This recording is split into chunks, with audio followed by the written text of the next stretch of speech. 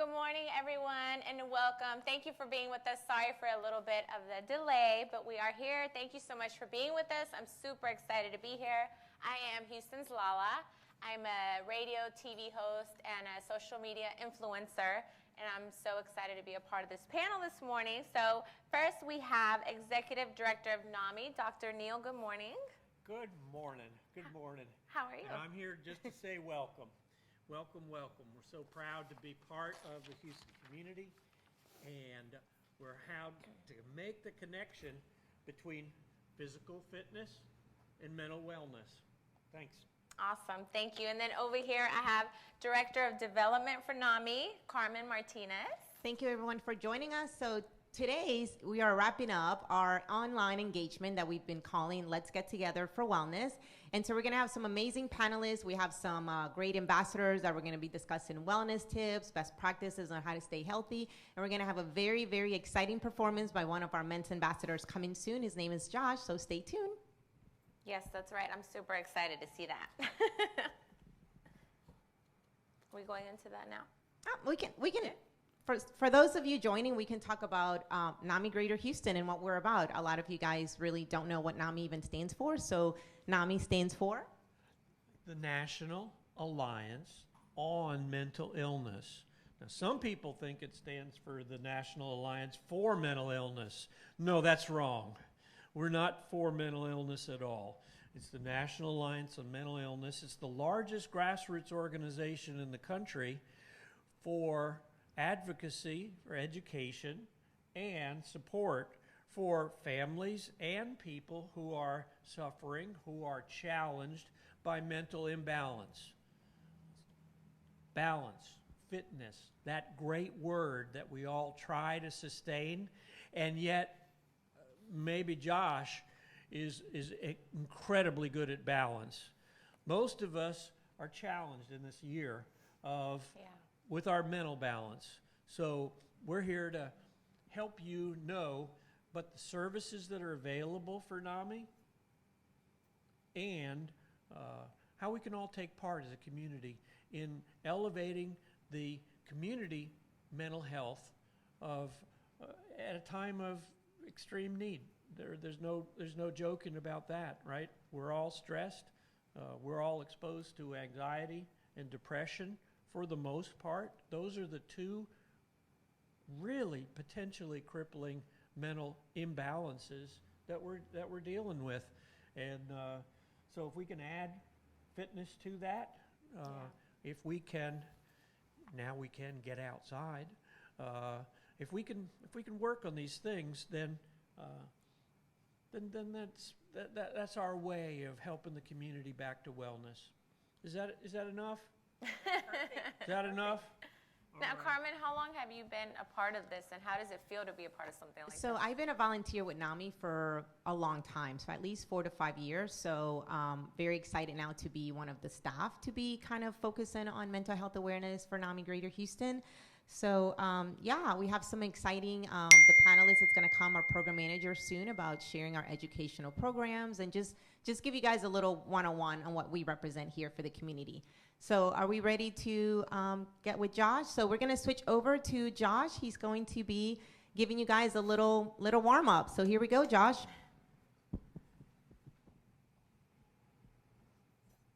Because there's a room full of beautiful women, but I'm on one.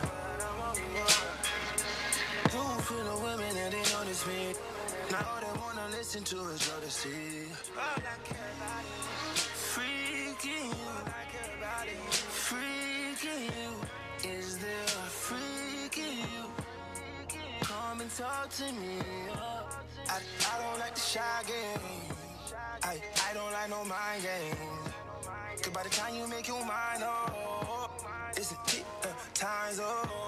Hey, you gon' have to climb it if you want it. Burning rubbers, burning through these rubbers is exhausting. Drop, hot, baby girl, it's CrossFit. I'ma grab you by the hips. Hey, I'm flicking my wrist like I'm a fish. Diamonds on my chest like a bishop. And these lines right here ain't no hiccup. These lines right here gon' really, really make you. These lines really gonna make you numb like Chuck. This time, it's your time. I need to know it's your time.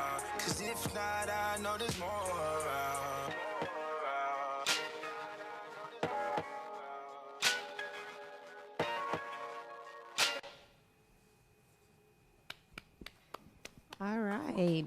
Yeah, Josh. All right. So now we're going to talk to you guys about our educational programs. A lot of people actually do not know what we offer. So we have one of our program managers here that's going to be talking about educational programs and just break down a little bit of that information for you. Hello, everyone. I'm sorry, I didn't introduce herself. Benjetta West. Benjetta West, welcome. Thank you. Thank you. Okay, so my name is Benjetta West, and I'm one of the program managers here at NAMI. I'm super excited to be here. I think what you guys are doing is amazing. I want to just kind of talk about what we do here at NAMI Greater Houston as a program manager. So my particular role here at NAMI, I focus on the school-based programs for students and also parents. What we do is we are on the campus, so we have NAMI on the campus where we raise awareness. We have Ending the Silence, where people come and share their personal stories and show youth that they're not alone in this process.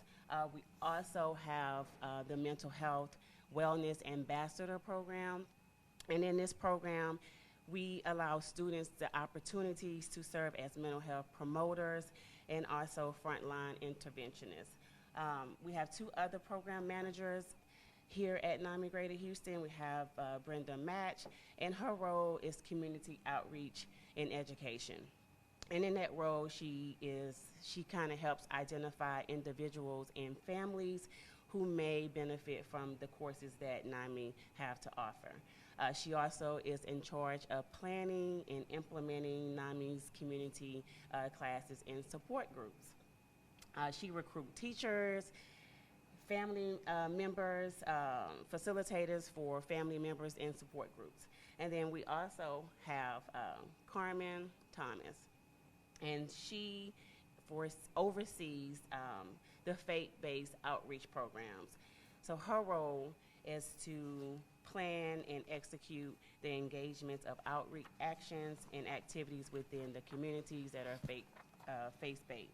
So all three of us, although we are doing three different things in the community, we all serve the same common denominator, and that is to bring mental health awareness to people within the community.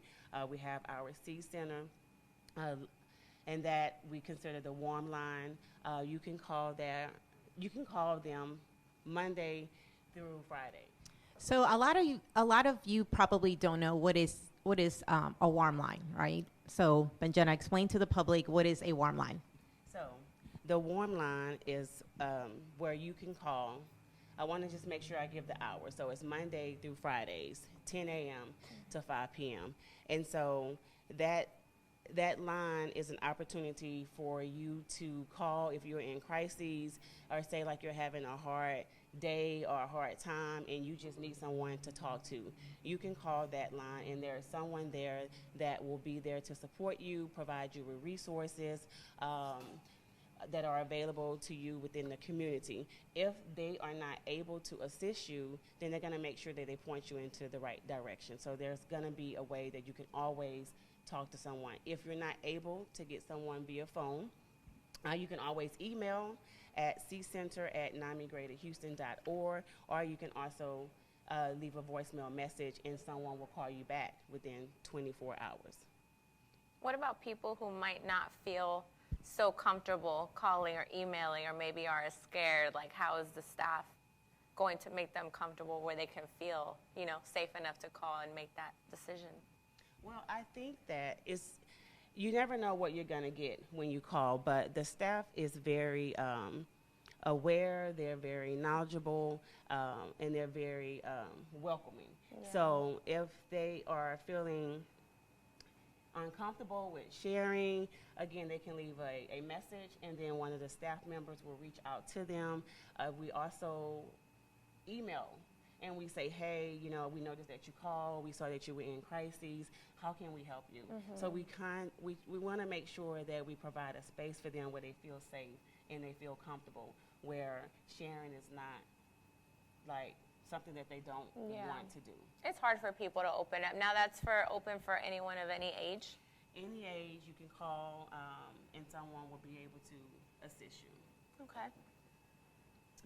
So let's talk about the crisis. I know that we get a lot of information with people calling in crisis. Can you explain to the public, we're not a crisis hotline, but we'll refer you where to go in case of a crisis situation? Okay. So if you're in a crisis situation, so if you're in a crisis situation, you can log on to NAMIGreaterHouston.org, I'm sorry. And so what we have is educational classes. We have tons of educational classes that you could refer to. So we have like NAMI Basics, we have Family to Family, and Family to Family is significant where you have like people that are significant others and friends of people with mental health conditions. They have NAMI Homefront, peer-to-peer. So if you're a peer and you're in a crisis, you can register for one of those classes and then be amongst other peers that are experiencing the same sort of symptoms that you may be encountering. There's so many different programs that NAMI have to offer. It's just a matter of going online, reading each one of those bullets, and picking the one that fits you. So if you're a family member and you have another family member that has a mental health illness and you like, I need support, I need some help. So you can register for one of those classes, and then you are amongst other family members that are experiencing the same type of crises. If you are a peer, it's the same thing. You can experience that as well. So if you go to our website, NAMIGreaterHouston.org, you'll see on the very right-hand side a yellow button that says In Crisis. So In Crisis will definitely, you click on that, and you're going to have 3 different types of In Crisis. We always say if it's a life-threatening situation, you call 911, but it breaks it down there in 3 different levels that you can actually go and see what is best for you. Can I interrupt? Sure. Can I interrupt? Sure. And this is wonderful. One of our partnerships is with the Harris Center for Mental Health, and we are right now in the center, in the Harris Center, and our offices are here, and our phone numbers are here. So one of the really amazing partnerships that we have is that through the Harris Center, if you call our warm line, we can transfer your call to immediate crisis services for the mobile crisis outreach team, for suicide prevention, for access to a counselor, for access to medications. You can do that right through the warm line. But if you don't want to call the warm line, you can call 713-970-7000. And that's the crisis line. It's really better in a mental health crisis to call 713-970-7000 than it is to call 911. 911 gets you to the police, gets you to law enforcement. Sometimes they're helpful. Sometimes that's not where you want to go. So if you want to get to in a crisis, call the Harris Center crisis line. It's on our website, but it is 713-970-7000. Thanks, friends. Thank you so much. You bet. I'm supposed to know that stuff. You are. Oh, you know? Lots of great information for people to know. So yeah, that's pretty awesome. How long have you been with the program? I've been so I started off same thing as Carmen. Oh, it's Carmen. I volunteered for about 2 years, and then an opportunity presented itself. Angelina, which is the director, one of the directors here, contacted me, and I was like, hey. She was like, hey, we need someone to handle the school programs. And I think that having mental health in the schools and resources in the schools and someone advocating for the schools is extremely important, because I feel like a lot of kids are in crises, and their parents are in crises, and with the COVID-19 and this adjustment to virtual learning, it's just been hard for families. Oh, yeah. And so this opportunity presented itself, and it's just been great. Especially during these times, I think a lot of people aren't aware of what everyone goes through. So yeah. Absolutely. Yeah. Okay, so now we're going to be switching over to our panelists. We have some amazing panelists here. Benjana, thank you so much for giving everyone that information on what we offer educational programs. We have our support groups. We have our C-Center Warm Line. If you guys have any other questions, go to our website. It's very informational, very educational. Once again, NAMIGreaterHouston.org. If you guys have any information to reach out to us, call us. We're always here to help. And also on our social media. I know we get a lot of messages on social media. We have Facebook. You can send us a DM. On Instagram, you can send us some messages. Most of the time we respond pretty regularly, pretty fast. So if you guys have any questions, always feel free to reach out. We're here to help you. We're a family, and we're definitely here to help the community. Awesome. Thank you so much. Thank you. Sorry for Okay, so now Lala's going to do a little brief introduction. We have Andy and Amanda that are coming up. So if you want to tell the public who they are, and we'll be able to get them here to sit down. We're going to do Andy, Ruth, next, Andy and Ruth and Amanda. Okay. So not yet? Not yet. They start first, okay. So Andy Ruth, Andy is a licensed therapist and certified coach. Andy uses her passion and experience as a psychotherapist, coupled with her years in the fitness industry, to create a safe space for women to heal anxiety and overwhelm so they can reach their peak mental and physical shape. So come on up, Andy. Andy and Amanda, you guys can come up now. Want me to read Amanda's? Uh-huh. Yeah. Hi, welcome. Thank you. And then we'll read a little bit do about Andy's Amanda's first. bio. Yeah. Let's do it. You want to do Andy first? Okay. You can do Amanda. You Okay. can just, Hi, Amanda. How are you? So Amanda is a personal trainer with nearly 30 years of experience in the fitness industry and is a force of nature for women who are experiencing menopause hell and want to start feeling healthy and fit in their 40s and beyond. She's also the author of Menopocalypse, said that correctly, on how you can thrive during menopause. This is really important. This is pretty good. With nearly 30 years of experience in the fitness industry, Amanda is a highly regarded expert on women's fitness and health, a popular guest on podcasts and online summits. She brings a refreshing humor and refreshing humor and no-nonsense approach to subjects usually shrouded in shame through her frank articles, hilarious social media posts, and inspirational and entertaining talks. Amanda continually inspires the loyal readers of her website, fitandchips.com. Awesome. Thank you, ladies. Okay, so you want to start, Andy?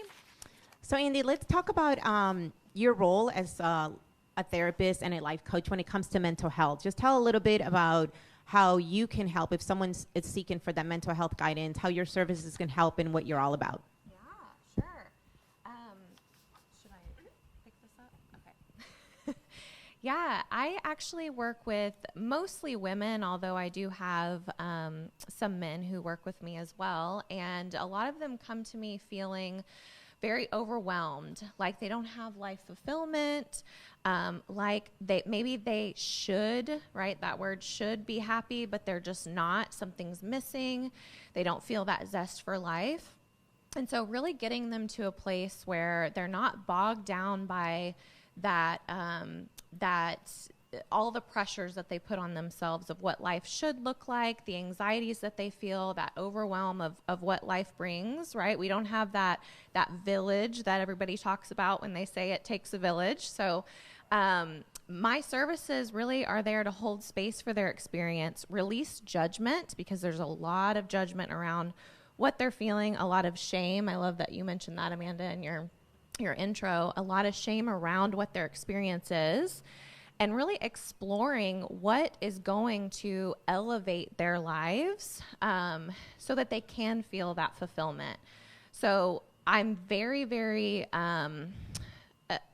specialized with each individual. There's not a blanket of what fits everyone. And so I really sit with them, customize a treatment plan for them, and collaborate with them and make it clear that I understand that they're coming to see what they view as an expert to help them in their lives, but empower them to know that they are actually the experts of their lives and how to drop into their bodies, listen to themselves so that they know how to navigate their own lives and trust what they're feeling to make the calls that are best for them. have you seen an uphill on people with anxiety due to the times? Ooh, yes. Yeah. Oh, yes. And you know what's interesting is when I do a little bit of digging, it's not always that the anxiety is new, but that they don't have distractions as much as they once did. That's not for everyone, but that is a theme that I'm seeing, is that we're used to quieting our minds by diving into other things, staying busy in other things, and all of a sudden we're left with this space that your own thoughts feel very, very loud, and it's really uncomfortable to hear your own thoughts when you haven't sat with them before. Yeah. So how to hold space and tolerate that discomfort is definitely a part of the process. Yeah. I've noticed as I've gotten older personally that my anxiety's gotten worse. And I'm like, I don't know if I was like, Mom, I get this from you because she's always anxious. And I'm like, do I get it from her? Is it something as you get older? Or is that has to do with the times? Or like, it's crazy. I don't know. But yeah. I would say it's probably a combination of it all. I am a licensed marriage and family therapist, and so I'm very systemic in my work, meaning I believe that our relationships and the world around us truly do impact us, and vice versa. So noticing the symptoms in our lives and that one thing that we do absolutely impacts every other area of our lives. And so if we're not doing well, say nutritionally, right, we're not fueling our bodies with nutrient-dense foods, how does that impact our sleep? And how does that impact our stress? And then all of a sudden, our marriage is very, very stressed. So understanding that everything is truly connected is it's an aha for a lot of my clients, and realizing, okay, maybe labeling myself as an anxious person isn't helpful, but as someone who went out for Mexican food and a lot of margaritas last night, and so I'm feeling the anxiety today, you know, and that feels a lot of, I guess it releases a lot of the pathology of it all, right? And knowing that we're human and we're impacted by the choices we make, and those choices ripple down to all the other areas. Yeah. Yeah. Yeah, definitely. Carmen? I mean, we're going to pass the mic to you. So let's talk about menopause and mental health. I know that's and the inspiration about your book. So that's a big topic that a lot of women kind of forget, you know, how menopause can be very, very hard on a lot of women. So tell us a little bit about your book and then the topic that we're going to be discussing. Thanks, guys, and thanks for having me here. And it's really funny because a lot of what I was going to say has already been said, and so I'm really glad that we're echoing the sentiment. The conversation around menopause and mental health is one that I don't think is ever discussed. I don't even think that a lot of women truly appreciate that one of the main symptoms of going through menopause is an impact to our neurological and cognitive health in general. And so it comes from a personal place because I actually, like I said, I've been in this industry for nearly 30 years, just turned 50. And so when I was 20, I started training and I did all of these specialties in pregnancy and rehabilitation and have really good understanding of the physiology of the body. And I have a good I'm a nutritionist too, so I have a good understanding of how the body works. And at the age of 42, I started having symptoms I didn't recognize. That the doctors couldn't help me with. You know, nobody actually was helping me as in to get a diagnosis. And 2 years into the process, I went for an annual checkup with my gynecologist, and he said, the things that you're struggling with are perimenopause, and you have depression. And depression is a known symptom of perimenopause, and this is why. And so he went on to explain the reasons that it happens, and it sort of sent me down the perimenopause rabbit hole, and I sort of got stuck there for a while and came out the other side with the book. And so it's not just about the mental health side of it, but this is a massive part of the puzzle. And so what we know from a physiology standpoint is that estrogen receptors, even though estrogen is mainly made in the ovaries, that estrogen starts to decline in a fluctuating manner from about the age of 38 anyway to in our 50s. So women from 35 to 55 fall into that category. the estrogen fluctuates, and the impacts are felt all over the body because we have receptors everywhere, and they even cross the blood-brain barrier. And this is something that many women don't understand, and it's because it's never spoken about. It has that stigma or shame surrounding it, and it's a terrible disservice to women, because we're all going to go through it if we're lucky enough, right? If we live long enough, yeah. So anyway, so the estrogen not being reduced going across the blood-brain barrier can cause women to have impacts as far as depression, anxiety, cognitive ability, short-term memory loss, and it can leave women feeling like they don't recognize themselves. They lose a sense of their self-confidence, their self-esteem, and usually when they will go to seek help for something like this, the doctors will say, yeah, you've got depression, there's some antidepressants. And while I'm saying that's not a bad thing, it's not getting to the root cause of the problem.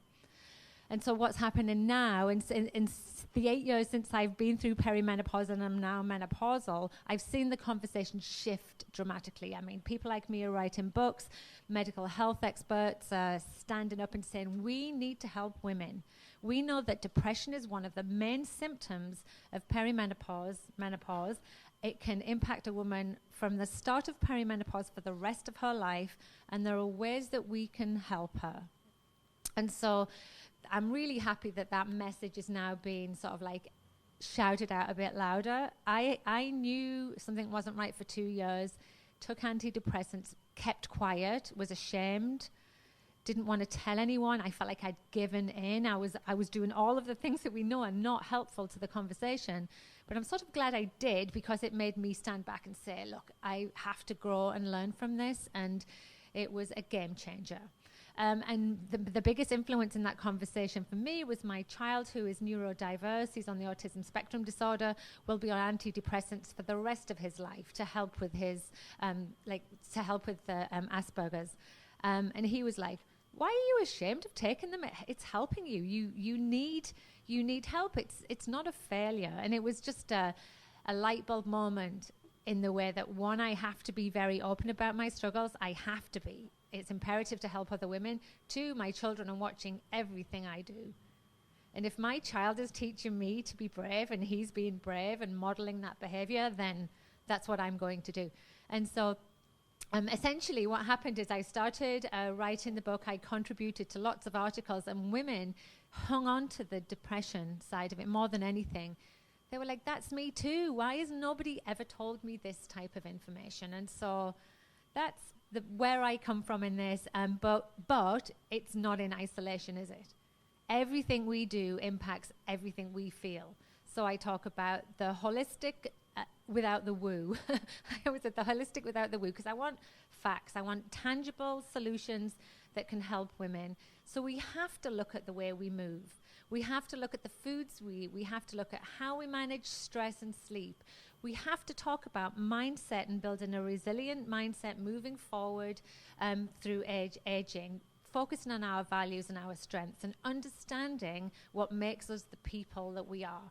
And so that's sort of my overarching message, and it's exactly the same as you were saying, right? Because everything we do impacts everybody around us. When I was in the deep midst of the depression that I didn't know I had, my relationship with my husband suffered, my children, my social circle, and I just thought that this was the person that I was now going to be for the rest of my life, and there was an acceptance and a sense of defeat that fell over me. You guys are sharing some great things. Now, I see that you have your book here. Now, where can people get this book? Amazon. Yeah. Okay. And if you can say it, Menopocalypse, I think it's really easy, but some people just really can't Me and say Carmen it. were talking about this yesterday. It's phonetic, and I always think I wrote this because I believe in the zombie apocalypse, and I'm going to be on everyone's warrior team when it comes through. Joking, obviously. And so I just thought that's what it felt like for me for menopause. It felt like I was fighting my own battle, and I needed to know there was light at the other side, that we could get through this and thrive. And so there's a lot of humor in there, because it's such a dry topic that if I didn't add an element of personality to it, you would probably fall asleep reading it, yeah. So I'm going to go back to Andy. So Andy, let's talk about what Amanda was bringing up, it's really the shame, and people get so scared about talking. How do you, as a therapist, help someone to open up a little bit more? What are some of those tips and practices while you're sitting down and as they're visiting you that you can just share with the public as far as just help with just engaging a little bit more when you sense something is holding them back? Well, there's a few different things, but I love that we're talking about this. You mentioned shattering shame, and talking about it is how we do that. Talking about things and being vulnerable is how the stories that we lock into our minds and close behind, we keep in the closet, right? Once we shine light on all those things, they lose their power over us. And so some things that I do, I mean, obviously building rapport is a big deal in therapy, forming kind of this alliance with someone, this relationship with someone, helping them understand that I'm on their side. And actually, I do a lot of that through humor. So I bring a lot of humor into the therapy room. It's funny because oftentimes I get the comments after the first session of like, I thought I was going to be, crying a lot. And I said, we'll get there. But laughing a lot is a part of the process too.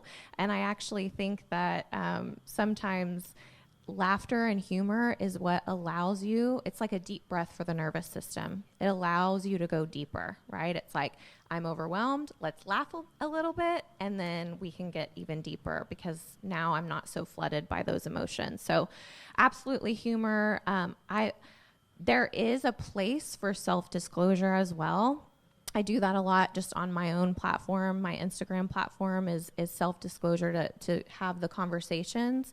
But now in the therapy room, there are appropriate times for self-disclosure to model that vulnerability so that they can see a little bit of themselves in your story. And so I'm strategic when I do that. It is not something that I always do, but when I find a client is really stuck, I do utilize that.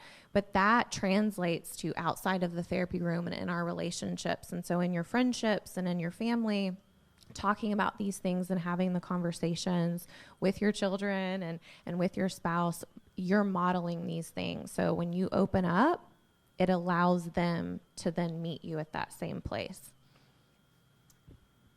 That's amazing. So we're going to have our other two panelists here shortly, but I do have a question for both of you. So how do you guys handle your own kind of mental health when you're both are stressed and you're opening up, kind of stating things that you have to kind of be in the public eye, right? So you're always kind of smiling and delivering, but when you have your own struggles, how have you managed to cope with that, and how do you overcome those life struggles?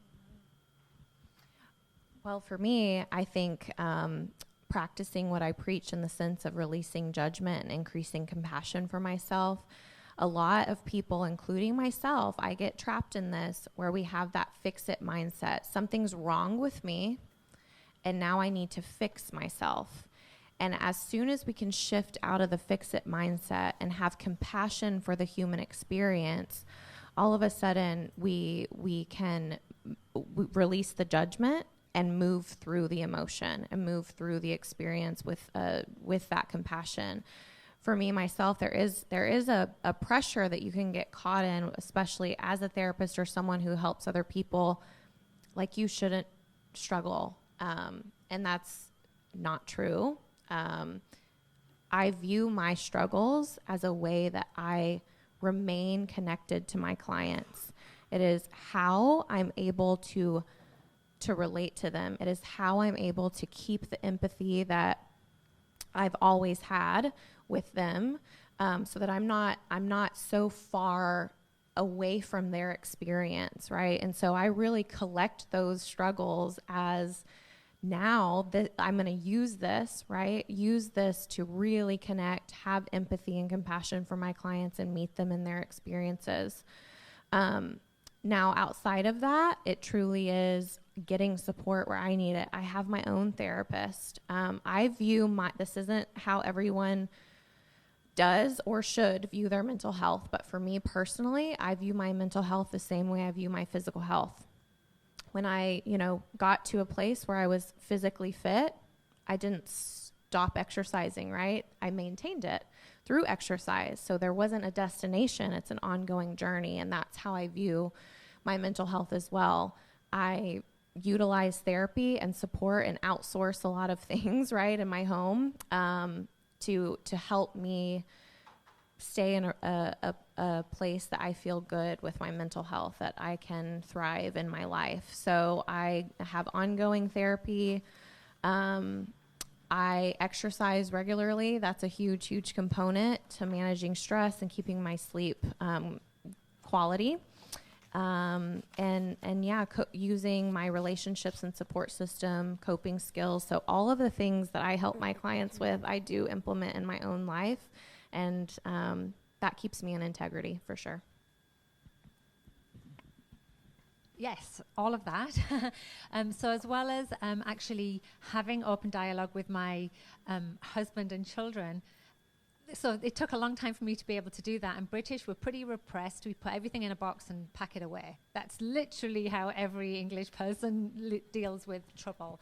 And so when I had my struggles with depression and obviously my son with the way he is, we realized that it was integral that we had open communication. So that's sort of like an unlock. We know that now. That's already in place. And it's, if ever I feel myself like needing help, I'll say straight away, I need help, I'm struggling, and we know I'll take actionable steps then. But what I found that on my platform, on my social media platforms, which has a decent number of women following me that are in the same situation as me, I'm vulnerable. I've realized that being vulnerable is helpful to other people, and it's not a failure to put yourself out there to say, today was a really bad day. I just really struggled, because other women will say, me too.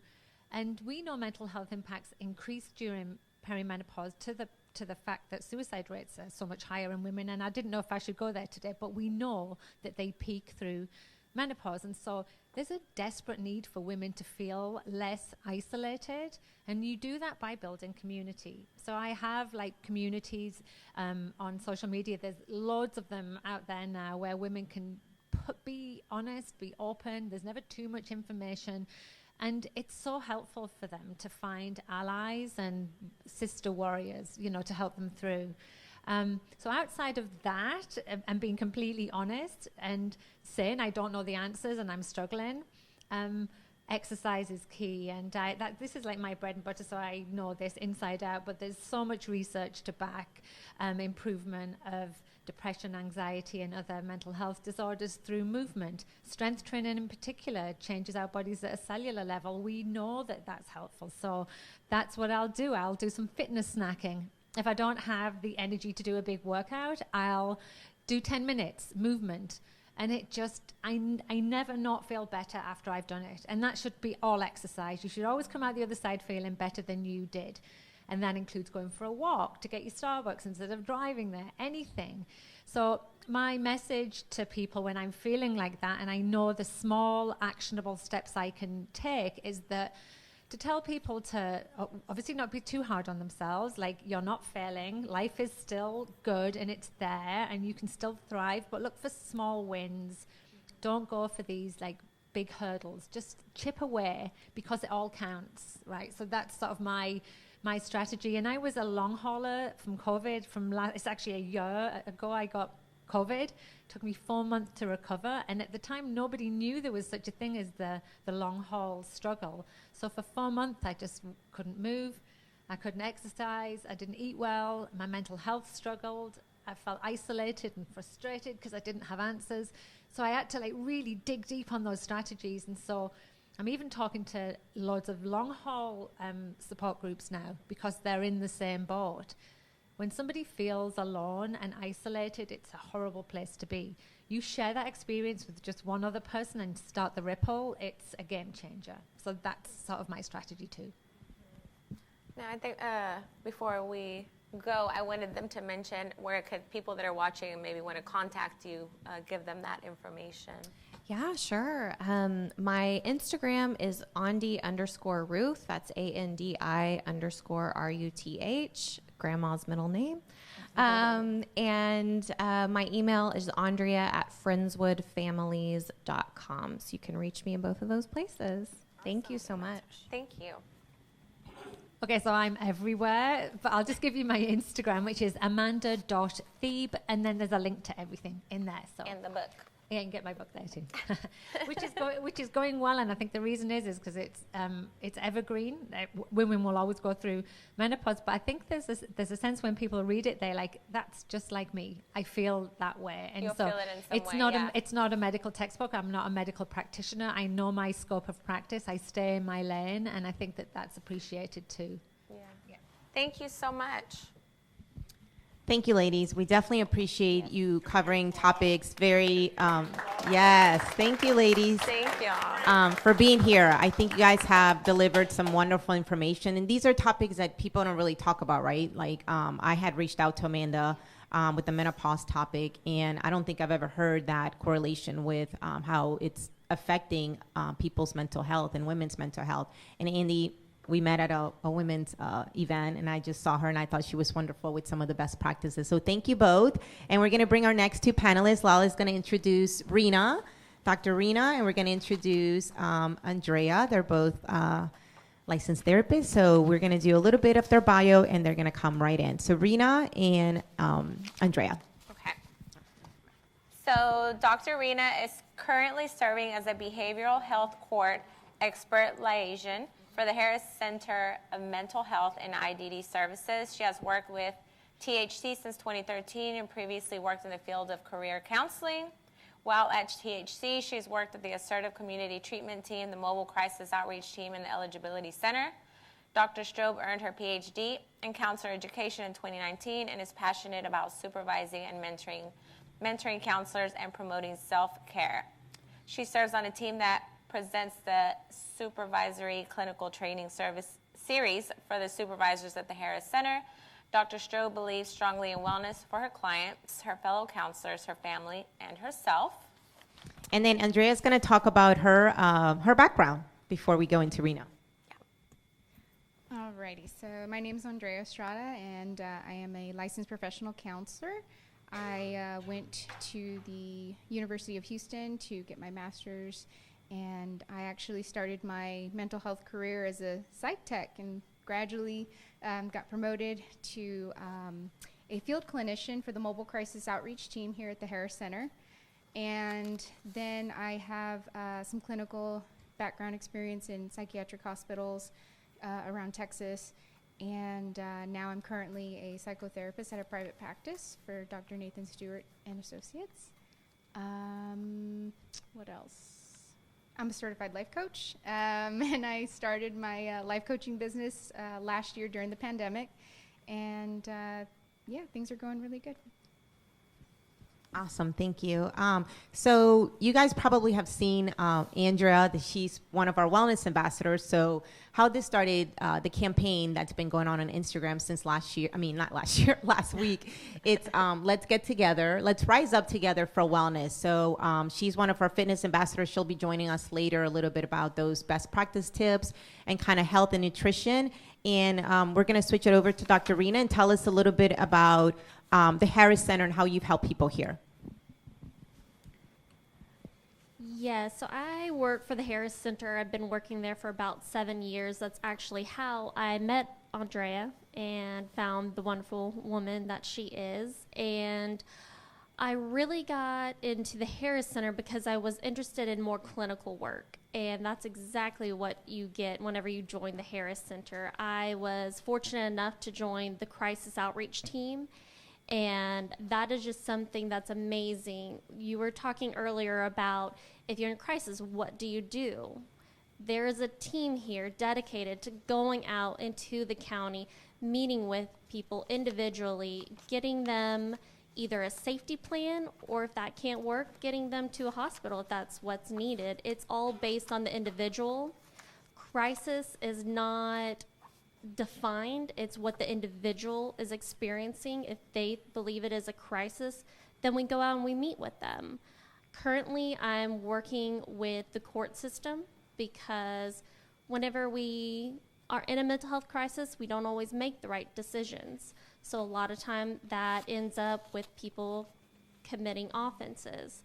And my job is working with those individuals and trying to get them connected to resources to help with stability, to help them find a path that may not keep going the route of jail or prison.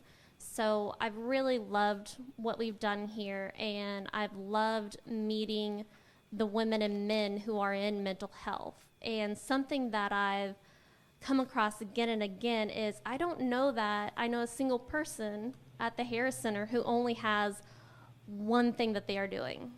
Everybody is working full time. Everybody is working second jobs. They're going to school. They're running a fitness empire. They're being a fitness model. They're doing just so many different things. And part of me as a supervisor, as a mentor, I want to make sure, what are you doing for yourself? How are you taking care of yourself? And I think that's a big conversation about what we're discussing today is wellness and making sure that as helpers, we are also making sure that we're taking care of ourselves. Yeah, definitely. Let me pass this down to Carmen. Okay, so now, Andrea, let's talk about a little bit about your wellness journey and how you kind of coped with your mental struggles. And we'll be showing Andrea's video and the other Wellness Ambassadors video shortly. So talk about your struggles and how you kind of coped when you were kind of struggling with your issues with working out and pandemic, how that was effective for you. So when I first started at the Mobile Crisis Outreach Team, it was a very stressful time, just graduating, getting this big girl job, and other personal things going on, and that was actually the first time I experienced anxiety.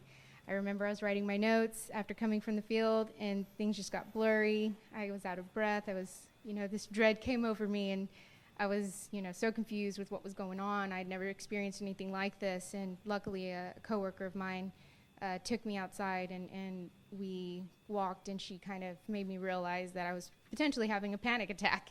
And so after that happened, I was getting them regularly. I didn't know what to do, and fortunately working in this field, you work with doctors and psychiatrists and counselors and your fellow therapists, and they give you tidbits here and there, and I had to, figure out how am I gonna, cope with this. And a lot of it was about reaching out for support and just even talking about my struggles with anxiety and knowing where to get help. And then exercise and fitness kind of just came in. I've always been active, and I think I wanted to, I was a former dynamo dancer, and we got introduced to Aaron Zabrano over there as our fitness and nutrition person, and I knew that he coached fitness competitors, and I didn't know exactly what that was or what that entailed, but I was up for a challenge, and I thought, this could probably get me on track and help me feeling better. I like working out already anyways. And so that's how I kind of got into the fitness scene, and that has been incredible. Experiences competing over the world and with other elite athletes. It's been great, and I realized how much working out, changing my nutrition just completely changed my life. It definitely made me it gave me that release for sure, going to the gym, any of the stress or the anxiety that I had, and just nutrition overall. I started to feel better and look better, and it just goes hand in hand. That's awesome. So we're going to go back to Dr.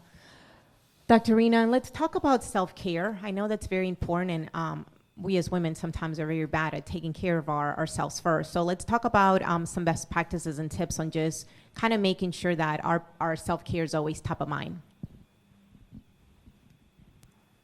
So I think one of the most important things is figuring out what it is for you that is self-care. So as therapists, our want and need is just to help and throw out advice, and we have to learn as we grow as counselors not to do that.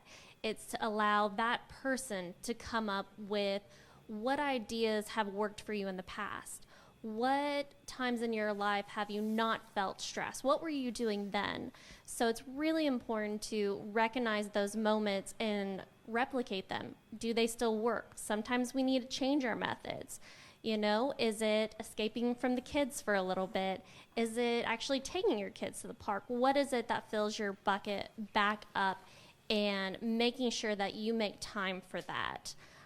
One of my dearest friends, she's a Iron Man. You know, she works out, she has 2 kids, she calls herself her boy mom, and then sometimes she recognizes at the end of the day she did not even eat.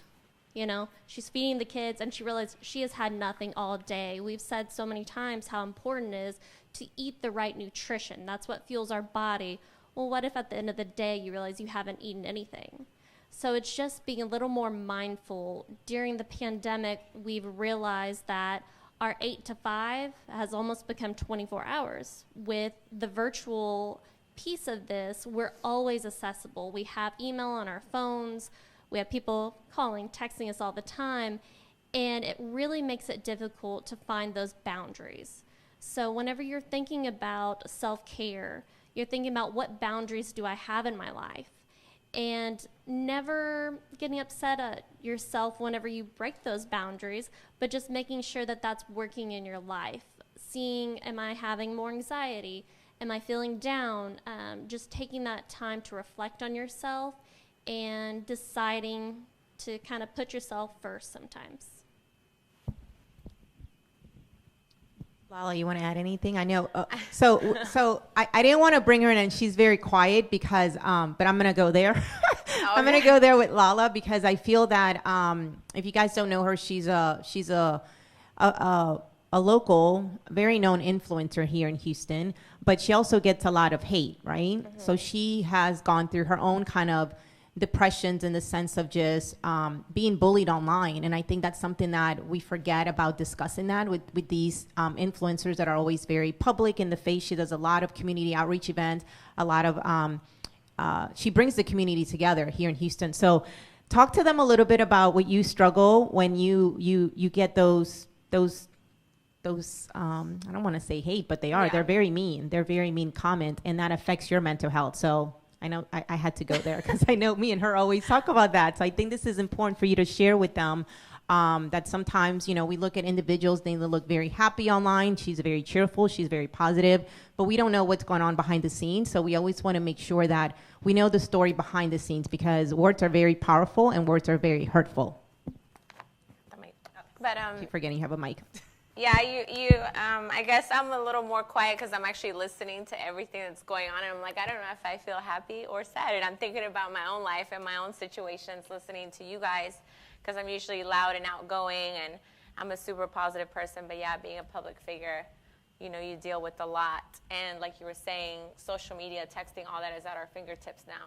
So our mind is constantly on that instead of being outside or doing different things where you're actually interacting. Everything is on the phone or online. So yeah, it's kind of crazy dealing with what I deal with in my situation. I mean, for the most part, everything's pretty positive, but when you get all those negative things that do come across, that becomes difficult to deal with. And I do always have to be like smiling and happy and a lot of people actually come to me with their own personal problems. So I'm like, I feel like a therapist sometimes with my friends, which is great, no problem there, but then they don't keep in mind that, you know, I have my own problems and my own things and struggles that I deal with. But I mean, either way, I've always like carried all my stress on my back, and I kind of don't really open up much to people, where I let it kind of all get to me, and then I end up like breaking down on my own time, and kind of just releasing all the stress and stuff that I go through. But yeah, so yeah, enough about me. But yeah, I mean, you didn't want to say anything. Huh? You didn't want to say anything. No, yeah. No, I mean, I've said enough of that. I could just keep talking forever and go into my own personal thoughts. I was actually telling Carmen yesterday that I wasn't feeling well, that I was feeling depressed. So, I mean, and we all have our moments. We all go through things, and even watching the news can make me depressed. So it's just like, you know, personal things that we all go through, and people don't realize that you have your own things in your life that you deal with. So, yeah.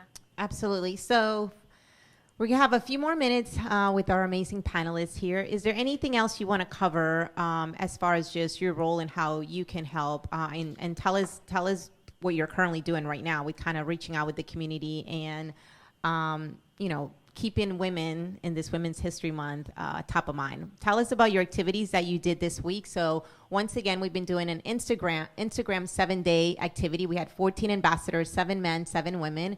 Andrea was one of them. And share about how that's been, because you've been actively engaging in Instagram just to kind of bring awareness, the importance of physical activity with your mental wellness. So I would love for everyone to know your tips, because if you guys haven't been following any of the ambassadors, you should. We still have some few days left, but amazing tips from you and just your meal prepping, and you did some running. So share a little bit about that. So this challenge couldn't have come at a better time because I myself lost motivation 100% all last year. The pandemic hit and the gyms closed, and I just tried to do the at-home workout thing, and I couldn't, because I was still going to work regularly at the hospital. Hospitals don't close, and so I would just go straight home after work, kind of to decompress. And once I'm home, I'm home. I don't like to get back out very much. So I pretty much took the entire year off, and that also got me to stray from my nutrition. And it definitely did not help my mental health. I was starting to physically just feel out of breath, walking, and doing simple tasks were becoming more difficult. I was feeling sluggish, lethargic.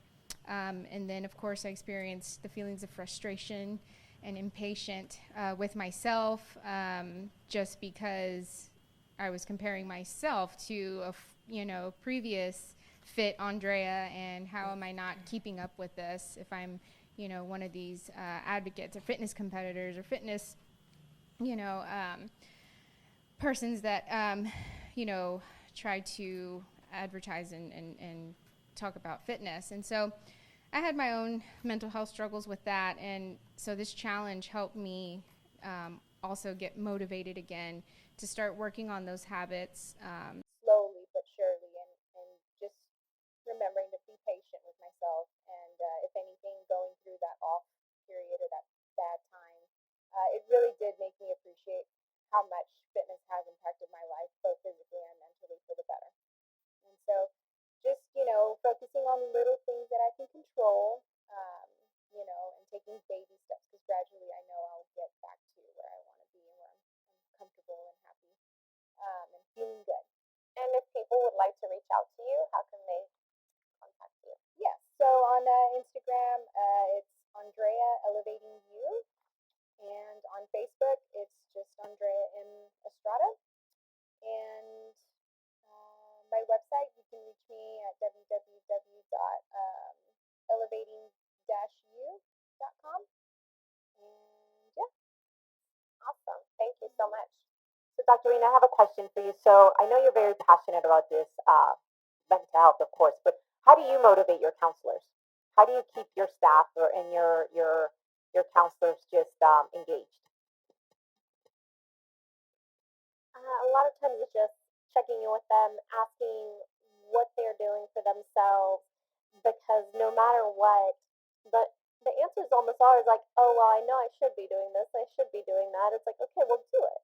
You know, a lot of times I would have case managers who were at their breaking point. I was like, when's the last time you went on vacation? Why don't we go ahead and plan that?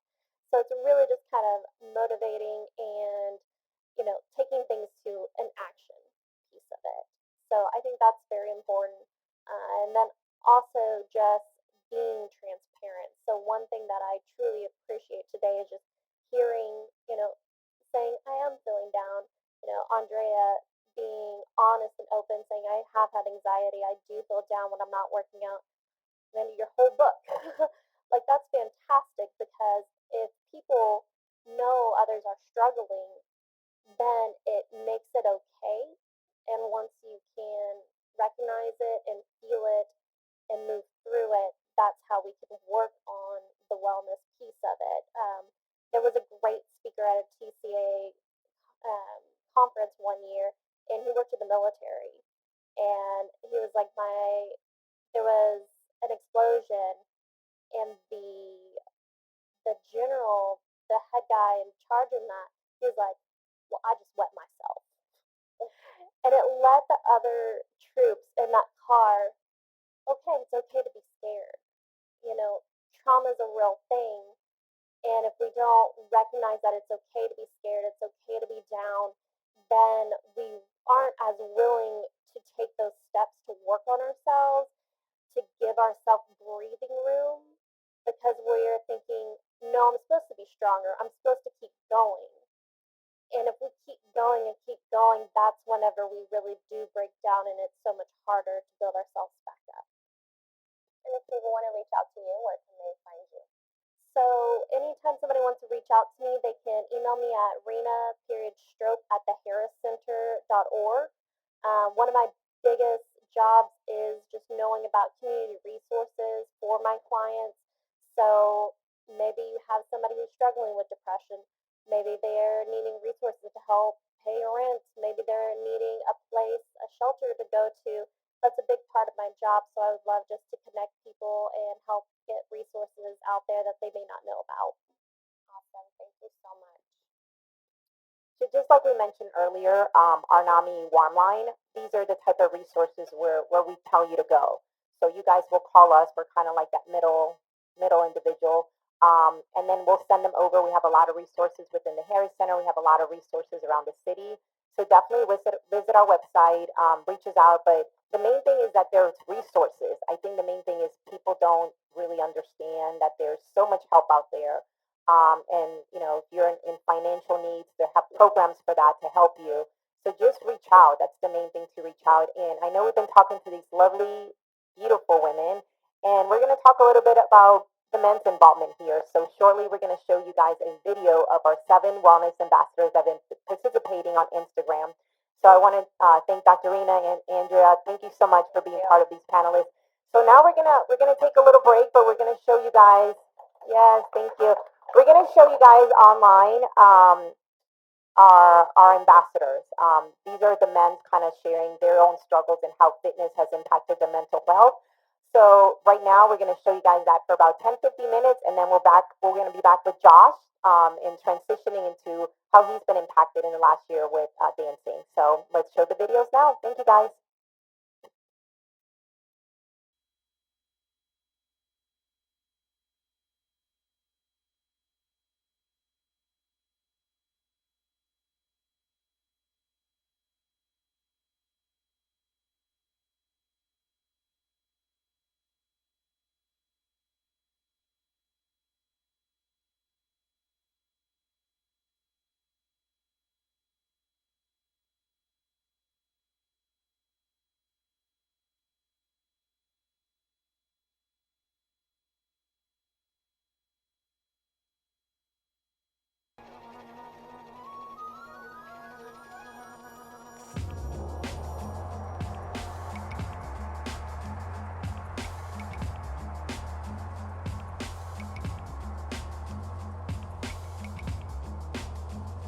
Fitness has changed my life in the most greatest way I could ever imagine. Just growing up, I was a very stressful kid, you know what I mean? I started when I was 15 years old, and I really got into lifting weights after college. Well, I didn't really finish college because I went through some financial problems, and during those times of actually, be trying to get back into school, I realized that wasn't my purpose, you know what I mean? I actually wanted to become a personal trainer, and I actually love helping people, reach their goals. Besides the physical benefits and just looking good, feeling better, your health, just overall health, you know what I mean? Your heart is the biggest muscle you have, and if you lose that muscle, you know what I mean? You can't wake up tomorrow, you can't enjoy life. So I mean, just take care of your body, just the well-being of your life, you know what I mean? Just try to be active from the day in, day out, you know what I mean? Try to do something that you're gonna wake up tomorrow and be happy that you did. Just find a way to stay focused. So with that being said, you probably, and most likely, you need some kind of accountability partner. Accountability partner is gonna be that person that's gonna, when you're feeling bad, you're feeling negative, they're gonna make sure oh, did you do the cardio today? Did you work out today? Did you eat your meals today? They're gonna make sure that you're staying on point because they wanna make sure that you're getting your goal, and you wanna make sure you get your goals too. And if you don't have that, you know what I mean? You just have to find it within yourself, because you have to realize your goals are bigger and greater than, you just quitting. My sister is like one of my biggest supporters. She's always been my biggest supporter. I haven't had too many supporters in my life. So, you know, I've always had to motivate myself. That's why I tell people, like, you gotta motivate yourself. I didn't have that motivation, you know what I mean? I had very little. My sister was one of the biggest ones that always motivated me, no matter if I was doing good, doing bad, you know. And she actually just lost, I wanna say, was it 11 pounds in 11 days, less than 2 weeks for sure. And my mom actually got on it too, on the same diet as well. So shout out to both of those ladies in my life. I love them dearly, and you know what I mean? I just thankful I had that support.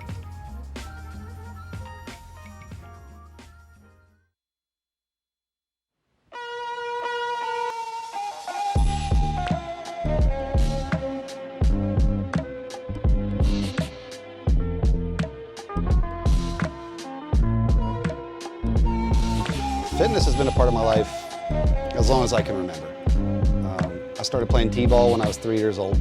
My parents were very big on making sure I was involved in sports and athletics. And I didn't realize how much of a role it would play as I got older. I think a lot of times you do the things you're supposed to do when you're a kid. Parents tell you to do the things.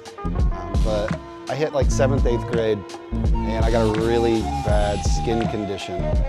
That skin condition covered my back and chest and face.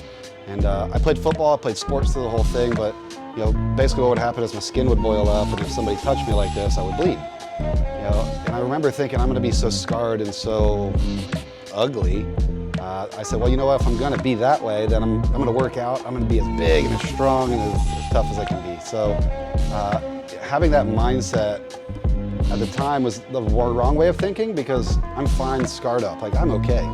But it translated as an adult to, you know what, if something's broken or if I'm broken, there's a healthy way to fix it. And that healthy way to fix it has been exercise, focusing on eating better, eating clean, but still eating what I want to eat. Like I will HEB pizza it to death, like all about HEB pizza. But also, yeah, it saved my life, truthfully. I had brain surgery in September. I had a brain tumor removed. Unexpected. You know, I'd already started to work out last year and rebuild myself and figure myself a lot more. But the brain surgery kicked my butt. I didn't realize how tired I was. I was exhausted. You know, I wake up from surgery, praise God, like this is all God. This really is all about God. And I realize I've got to be the best version of myself. God has given me this chance to come out of this surgery. Time to be the best version of me. And my world has completely changed. And I wouldn't want to, like, I'm not going back. I'm going forward.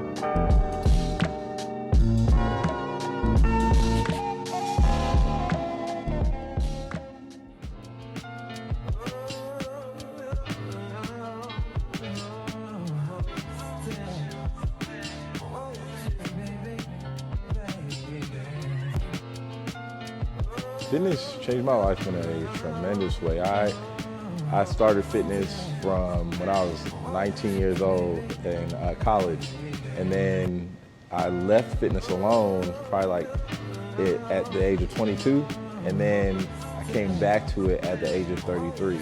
The way it changed my life was I started learning about personal development and being and loving myself more, because at first I was just in the clubs, drinking, having a good time, and then I started getting involved in fitness. But me getting involved in fitness also helped me with my personal development that helped change my life. So I say fitness always just helped my all around being as a person, as a man, and so I always contribute fitness as a change in my life. When I got into it, it was for money. To be honest, that was the main thing I got into for money. But then after I stopped thinking about money and started thinking about the change I could have in my life, but also the change I could have in other people's lives, that's when I started just seeing the difference of fitness. Well, working out, it brings out all your happy endorphins.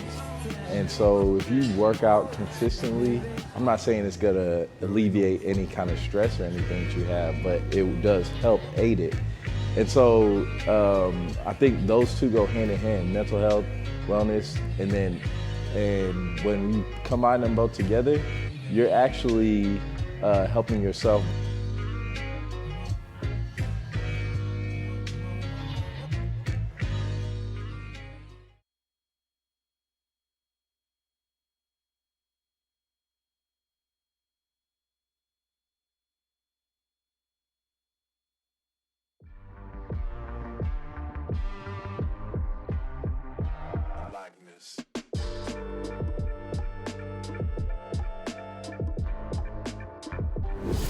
Bodybuilding for me it's a lot.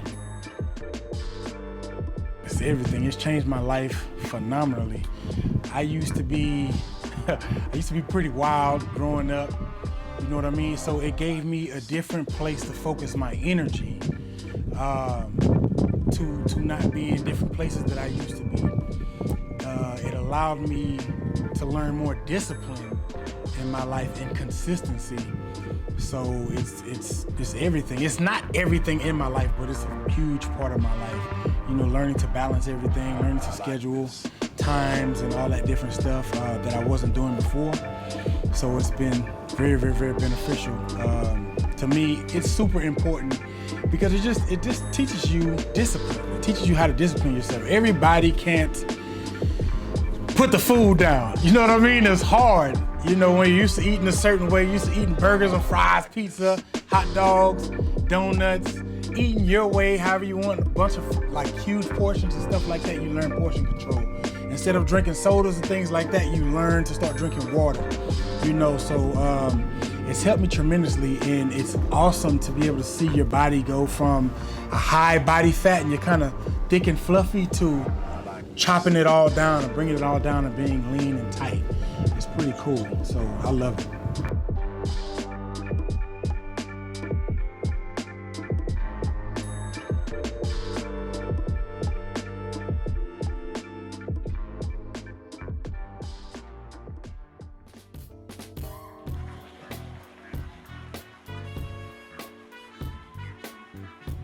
Well, it all started about senior year in high school. I was just really skinny. I was always athletic. I played 3 sports, but I wanted to be bigger. I'd never really ate a lot in high school, so I just wanted to always go and just get bigger, work out. I feel like in the gym, it just felt right. Like I felt like that's where I was meant to be. And then, I don't know, I just fell in love with it after my deployment. Was kind of where it really kicked off. And once you see the results is when it kind of becomes an addiction. Well, of course, there's always going to be things here and there, but I feel like fitness was my out, was where I always felt comfortable, and just it helped me dig deep, because it's going to take a while. There's always roadblocks, but once you get past one, there's going to be another one. You just got to break through the walls. We must begin to understand it is our responsibility and duty to be in constant search.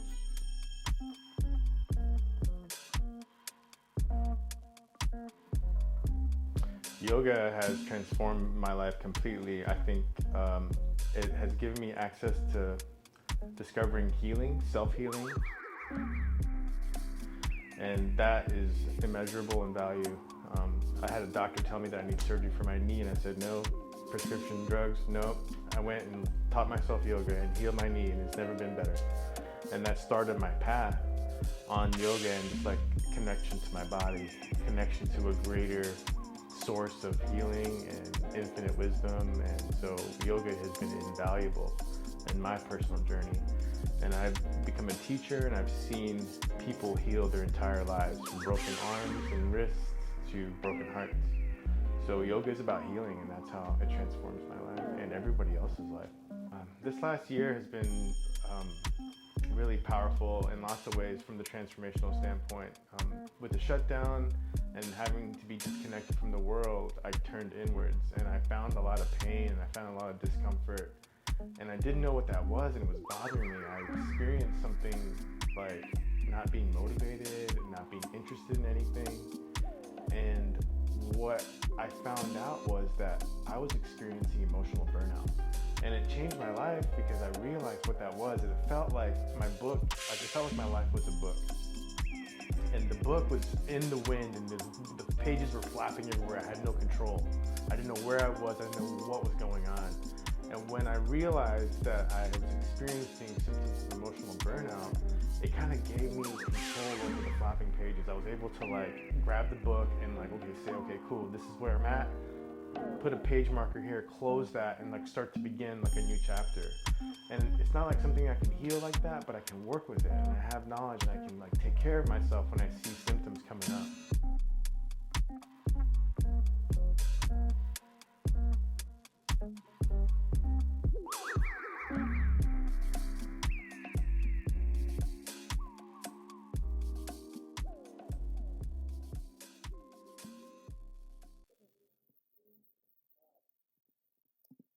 All right, guys, and welcome back. So we're here now with Josh. Now you were dancing for us earlier. Now, you being part of the younger generation, tell me how dancing helps with mental health. Hi everybody, my name's Josh. I'm a professional dancer. I've been in the industry for about like 4 years. Been dancing professionally since I was 15. But as far as how mental health helps with, or how dance helps with mental health, I think dance is really an outlet that's overlooked sometimes. It's very therapeutic, and for me, it's a vessel. It's my art form. That's where I can truly be myself, and I think um, a lot of people that struggle with just trying to find ways to express themselves. Uh, I think dance is a really great way to do that, especially since you can express yourself whether you're sad, happy, angry, all different types of emotions. You know, it's almost like journaling, except with your body. It's like a diary. Um, yeah, I'm just glad that it's also my profession. So it's something that I love, and yeah, I encourage a lot more people, even if whether it's a side hobby or just every now and then to go and take a dance class. I encourage a lot of people to go and do that. Do you dance with some of your friends? If you have friends that maybe are going through things sometimes, and you're like, hey, come on, let's dance, or hang out in that aspect? Yeah, of course. I have a lot of dance friends.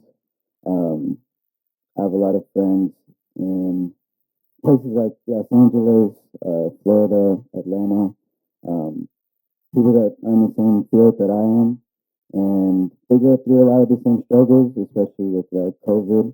Um, a lot of studios shut down, a lot of franchise studios, very well established businesses, and um, completely just went out of business. And even jobs like tours, backup dancing for artists, it changed a lot. The whole industry and things like that changed a lot. But I think, especially here in the community, in Houston, uh, dancing with my friends and being able to relate with them on that spectrum really helps things. Of course, because even I've gone through things, and we all kind of find our own common ground, especially like in a dance class, we get to sort of just talk it out, release whatever it is that we're feeling, and yeah, I think that's how finding people that are in the same position that you're in, and then being able to express yourself as a unit really helps a lot. How long have you been dancing now? In total, like 5-6 years. I'm going to jump in because he's making it seem 5-6 years, but we have Josh's father here who's in the house, and he basically told me you started dancing since you were 3, right? Right. So he had those dancing genes since he was a baby. So talk about that, how this evolved. I mean, you're talking about your dancing now professionally, and but talk to us a little bit about the young Josh. How did that come about with the dancing? Well, honestly, my mom was sort of a big influence with the music that I listened to, sort of the culture that I embedded myself in, who I became friends with. And I think just at home, I don't know, I just was always dancing to music, and she would just record me every now and then when I was little. And, you know, it was just me dancing in like my grandparents' bedroom. There was nothing crazy. You know, she would like record little clips and post them on YouTube. I was like 5, 6, you know, and the years go on. But the whole time she really wanted to take me to a dance class. And it never really worked out because um, she was always working. And so her schedule was always busy, um, especially in the beginning. You know, she really couldn't get off on time and like afford to take me to classes consistently. Um, and so right around when I turned 13, 14, she took me to my first dance class at a studio. And then I started going to a studio consistently. Then around my second year of just dancing and training, I got to go to LA. And then that's when things really took off from there. Do you feel like doing what you do that you want to inspire younger kids to kind of follow in your footsteps? Oh, of course. You know, even with like my little cousins, I have a lot of cousins. Um, and even if, of course, they don't have to become dancers, but I just think whether you like cooking, whether if you like photography, whether if you like being a vet, you know, just really finding something that you're passionate about, that you love, and making that your profession, and just following it, you know, and chase it. Um, because I know a lot of the common things is like, there's nothing wrong with it. I know a lot of the common things is like, you know, you go to school, get your education, you go to college, and then you figure out your career then on. But I think a lot of us at an early age kind of tap into specific interests and you have specific talents. Everybody does.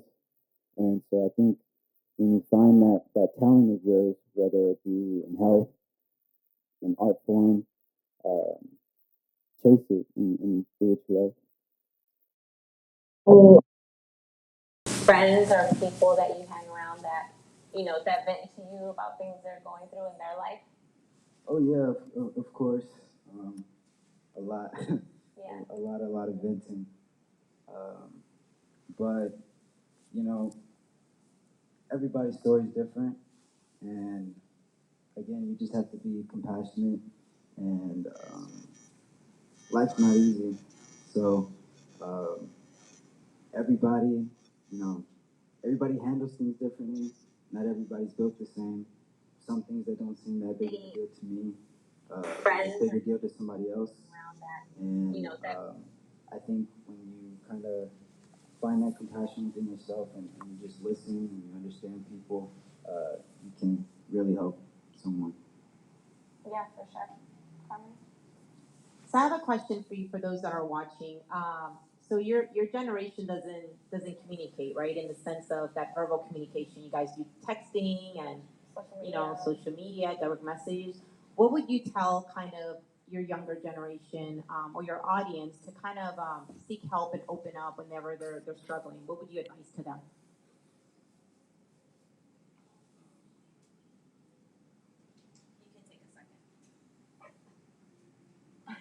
Sorry, my bad. I think what I would advise for them is, I think it's easier for me to communicate. I haven't been the best with communication. Probably within the last like 2 years is when my communication got a lot better. But I was never good with my emotions. I was never good at like translation. I didn't really know how to talk about how I felt. Um, Even given like I never really felt like I had the time to sit and think about how I felt. Just because, especially in that industry or in that business, you're just constantly going and going and going in. Especially like they were saying earlier with social media and things like that, you know, you kind of already see everybody's thoughts and feelings on there. Mm-hmm. So it's just like, it becomes a lot. And so you just have to get away from it sometimes. For me, I've always been around a lot of older people since I was little. And so, especially with dance, with my mentors and things like that, just seeing them and the way they interact socially is what just will help me. But I think for people my age that don't practice that, I think the best thing for them to do is to detach themselves from whatever environment that it is that they're in, and you know, find someone that they trust, that they're close to, whether it be a cousin, a brother, a friend, their mom, their dad, their uncle, their aunt, whoever it is, or a teacher, a counselor, a therapist. You know, I think all those things, just finding that one person that you can express yourself to, vent to, eventually it'll trickle down and you can do that with everybody else. And are you on social media where people can find you and look at and you post dance videos and all that? Yeah, everybody can follow me on Instagram at jcruz, CRUZ.02. And yeah. And I just want to say thank you for Josh being part of our 7 men wellness ambassadors since last week that we started the program. Let's Rise Together for Wellness. Just like he mentioned in social media, he's been kind of motivating you to just, get up and dance and move, and it's been really exciting. So I definitely want to thank you personally because it's a fundraising event, right? So the whole concept was to raise funds to support the educational programs and everything that we have here that NAMI offers. So that's something that these 14 ambassadors, out of their own heart and their own passion about mental health, really took it a stride and really started to showcase different motivationals, different dancings, different exercises. The whole time for the last 7 days, they've been kind of pushing you and motivating you, and also fundraising, right? So I think we have Josh is number 3. We have our top leader fundraiser coming up shortly. So Josh has been rocking, and I definitely appreciate the audience that's been supporting, because these are his audience. Every ambassador put on social media within their own personal page their kind of struggles, their dancing, what dancing and activity does to them. So we're definitely very grateful, and I just look forward every day, kind of trying to see what dances he's going to do. So keep supporting us. And thank you, Josh. We're going to have our ladies ambassadors now coming up. So thank you so much. Anything else you want to add before you? He is going to dance for us later on. So he's going to close up the show, and he might have a special guest later on, right? I guess just closing notes. It's okay to not be okay, and it's okay to just not know. Like, I think a lot of times we try to figure out how we feel or what we think, and we feel like we need to come up with like an answer, but I think it's okay sometimes to just say like, I don't know, and it's okay to get help, seek help, and just be healthy. Thank you. One more time for everyone. Really slow, share your social media handle on Instagram. JCRUZ.02 on Instagram. Thank you.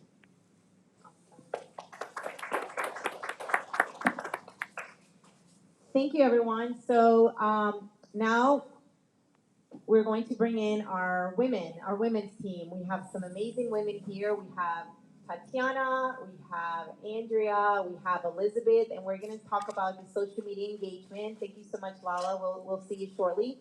So we want to kind of bring the ladies that have been welcoming and engaging with you guys on social media. And I want to introduce to everyone that's coming here. So we're going to switch it over to our wellness campaign. We have Elizabeth, we have Tatiana, and we have Andrea. So really briefly, guys, can you please just share a little bit about who you are and just a little bit of your background? My name's Andrea Estrada, and I'm a licensed professional counselor, and I do have a fitness background. I got into bodybuilding, doing bikini and modeling competitions, and it's opened up the doors and so many opportunities in the industry. I've been able to walk in fashion shows for Miami Swim Week and New York Fashion Week, and those are experiences and memories that I'll carry with me forever. Hi, I'm Tatiana Vasquez. I'm a full-time student. I'm doing my master's program right now, and I'm your typical 8 to 5 person, but I'm here to show you that, and within my challenges, that you can also squeeze in, number 1, some kind of creative outlet. To me is writing. I have a writing blog about traveling, and also exercise and showing up for yourself in your health. So yeah, that's what I try to showcase in my challenges. So my name's Elizabeth, and I'm the CEO and co-founder of a nonprofit organization called Uplifted. And so what we do is we combine fitness with social justice issues. And so my organization is just really blessed to be able to partner with NAMI on an ongoing basis, and so this is kind of just like a kickoff event for that. And so I'm usually doing CrossFit, barbell, or not, or the very opposite of that. I'm just like, where's the cheese fries and where are my girls at? And so there's moderation, right? Everything in moderation. And we're going to talk to these three beautiful ladies, but we do have another ambassador that will be joining us, Patricia. And so she is in the health field. We're going to bring her and talk to her one-on-one. So welcome, Trish. I see you back there.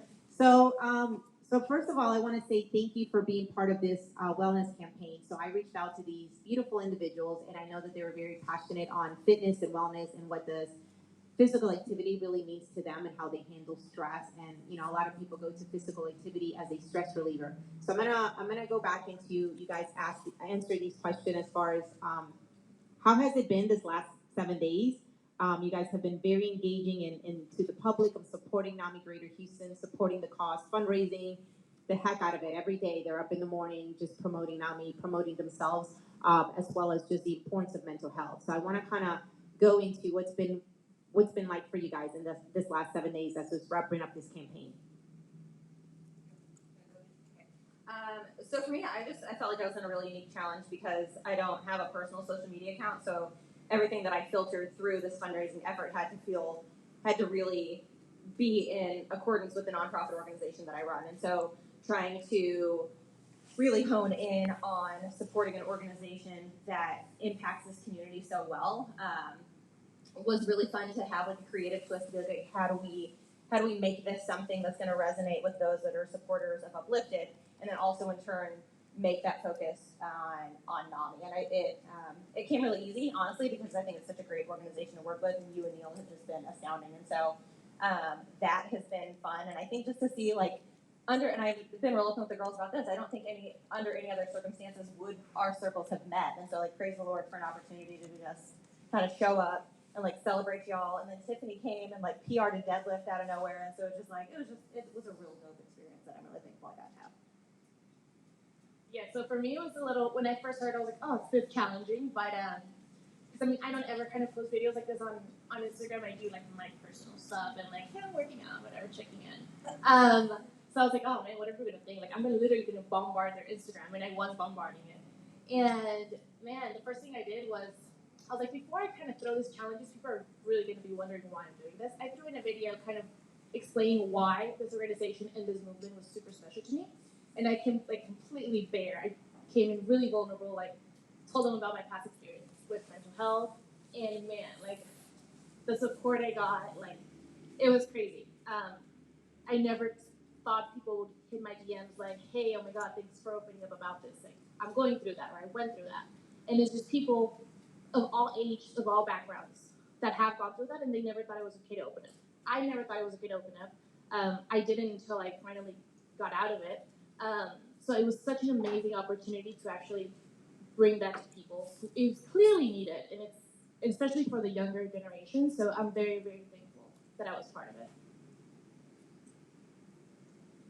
So kind of like I mentioned earlier, it came at a great time because I know in my life I was definitely not motivated to get back in the gym after COVID had happened. And it kind of had me reflecting on how difficult COVID had personally affected my mental health and the feelings I was experiencing of frustration. And that, made me jump on board right away. And I know that I'm passionate about how much fitness has impacted my life for the better, both physically and mentally. And I just have experienced the mental health benefits from it, and I want to share that. I want everybody to have that experience.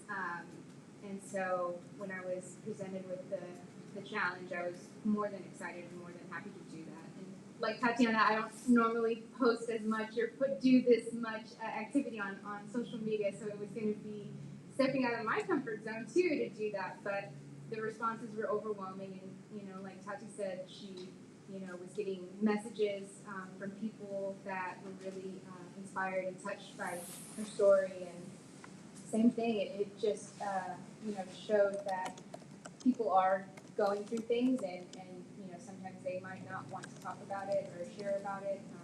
And this, I think, challenge helped promote that it's okay to do that. And I think that was the main thing, is to talk about it, right? So it's very hard to just speak up. I knew Tatiana, and we just met recently, but I knew them from years ago. And when Tatiana really became vulnerable and shared her story, that opened up a lot of support. So if you guys go to NAMIGreaterHouston.org, and you will see a picture of all the beautiful ladies, but you'll see the flyer, Let's Rise Up Together for Wellness. And if you click on that, and you'll be able to see all the ambassadors, all their stories, what they've been fundraising for NAMI. So please go to the website and just kind of continue that support. But I wanted to ask you guys, because it's important to talk about your experience, right? And I think the moment that we just say anything about our struggles, the doors just open. And I know you guys were shocked. I saw you guys commenting and interacting. For people that you guys probably didn't even think would even donate or help support, here we are supporting. So I want to go to Tatiana, because Tatiana kind of was leading the team and the women's, and we were like, what is she doing? What is going on? So share with that, just take us to that as you saw the momentum and the fundraising campaign going. Andrea was right behind, Elizabeth right there too. So all the women were doing amazing engagement. But talk to us how you were kind of in shock, right? You were kind of in shock from that support and those DMs. Andrea, let's talk about that, because people are still reaching out, regardless if you're reaching out in person, but those private messages, I get that all the time. And as long as we're touching you and communicating and knowing that we can still talk about mental health in this discussion, I think that's the main key. Yeah, so I put the video up the day before the challenge actually started. It wasn't meant to bring in fundraising. It was just explaining why I joined the cause. And I have people that I haven't seen since high school, like I graduated a long time ago, or like my first boss, or something like that. And they literally send me a message like, "Hey, thanks for opening up. Like, it's not just about putting pictures of selfies. Like, you're actually doing the change with like your social media." And my social media is not that big. Like, I don't have more than 2,000 followers, and they're all people that I actually know and that I've met somewhere traveling, and like these people that I've only met once, like were touched just by a story or by the thought that I'm like taking my time to be part of a cause like this. So I think it's amazing to kind of showcase that social media is great for so many things, but like there's things that need to be done, and talking about mental health is really important. And I'm just beyond grateful for everyone that reached out to me, kind of asking me, hey, like, what was your recipe? What did you do? Like, how did you like get out of it? And because I think it's really scary, because you're like, man, social media, my mom's there, my dad's there. I don't want to be talking about this thing. But man, like, they go through it too. Like, we need to stop thinking about people because of their labels. We all are vulnerable at certain points, and we're all human. Be your mom, your dad, like your brother, like we're all human. We all go through things. So it was amazing just opening up. But yeah, so yeah, I think like within the second day, like I was pretty much hitting my goal, and I was like, it was really overwhelming, just the amount of people that I haven't seen or met at one moment, and were touched and wanted to donate and wanted to know more about the cause. So yeah, just opening up and being vulnerable really just shut down the walls for everything. Same question. The engagement of social media, how did that shock you as far as like participation and becoming engaging and just motivating people? How did you stay motivated, and what has the experience meant to you so far? Okay.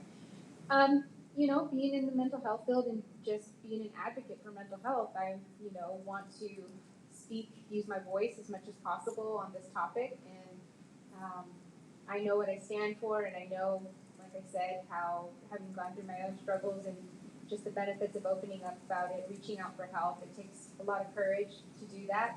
And the more you normalize these topics and the more you validate people, how they feel, that it's not weird, it's not abnormal, it's just always going to be a positive response. Like, that's something I've just noticed. Like, when you put yourself out there genuinely, authentically, it's usually going to be a positive response. And so that kind of just kept me posting. And like I said, I know what I stand for, and I know just how beneficial it is to talk about mental health and how it needs to be prioritized. And so that kept me motivated. And again, the support was great. family, friends, strangers, people that I've never even met, sharing, like, would you consider donating to this? It's such a great cause, and just being able to talk about it. It was fun, and I liked it, and I enjoyed it, and it got me out of my comfort zone, and I'm glad I did it. Same question. Sure. I'm not, you can repeat it, but I think I'm good. So I've always been really transparent about my struggles with depression and disordered eating, and a real significant bout of suicidal ideation a couple years back. And so that part wasn't new for me. The people that follow our organization and support that, that's pretty par for the course for me to just kind of just, and then here's all the things. Here's the sneakers you should buy, but then here's all the things. And so taking the piece where, one of the things that I really try to drive home as I provide leadership to this company is everybody doesn't move the same way. Like, everybody looks different, and I think everybody experiences mental health different. It doesn't, just because I'm not dealing with this issue doesn't mean that mine is somehow less than or whatever. And so the inward transformation I think that I really tried to pivot on from a social media standpoint was, is your internal transformation happening? Like, yes, we can throw the barbell, and we can curl, and we can burpee, and we can whatever, we can eat our chicken and our rice, but at the end of the day, like, what is your heart like? Like, where are you transforming from the inside out? And so I'm not concerned necessarily about your abs or your biceps. Like, that's dope, like, if that's what you're into. I obviously am not. And so I just want to really just hone in on the fact that there's never been any like competition at this table. There's never been any type of, what you did, girl, was like next level. Okay, like, I'm gonna give credit where credit's due. And so, but like, let's celebrate that. Like, we're not here. Yeah, it's like a fun competition, but at the end of the day, like, these are people I want in my corner outside of this week. And so, how do we foster those relationships? And so, yeah. I think that's wonderful, and like I said, I'm very grateful with your support because I just kind of reached out as my job for this organization is to really bring the community together and do community outreach events and kind of be in the public, right? Because a lot of people still don't know what NAMI is, and we talked about that earlier. And it's National Alliance on Mental Illness. I mean, the name itself, people are like, what? What's going on? And when you say mental illness, it's like, it shifts, right?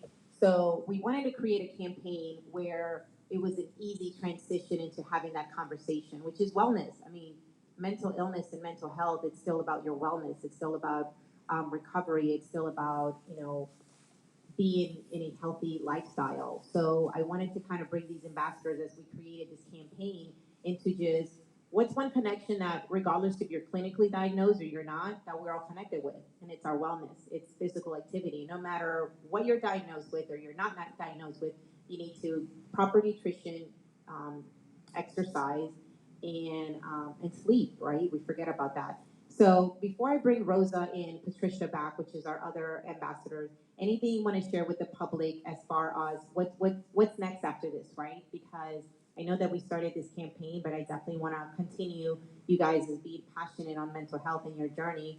What's next for you guys as individuals?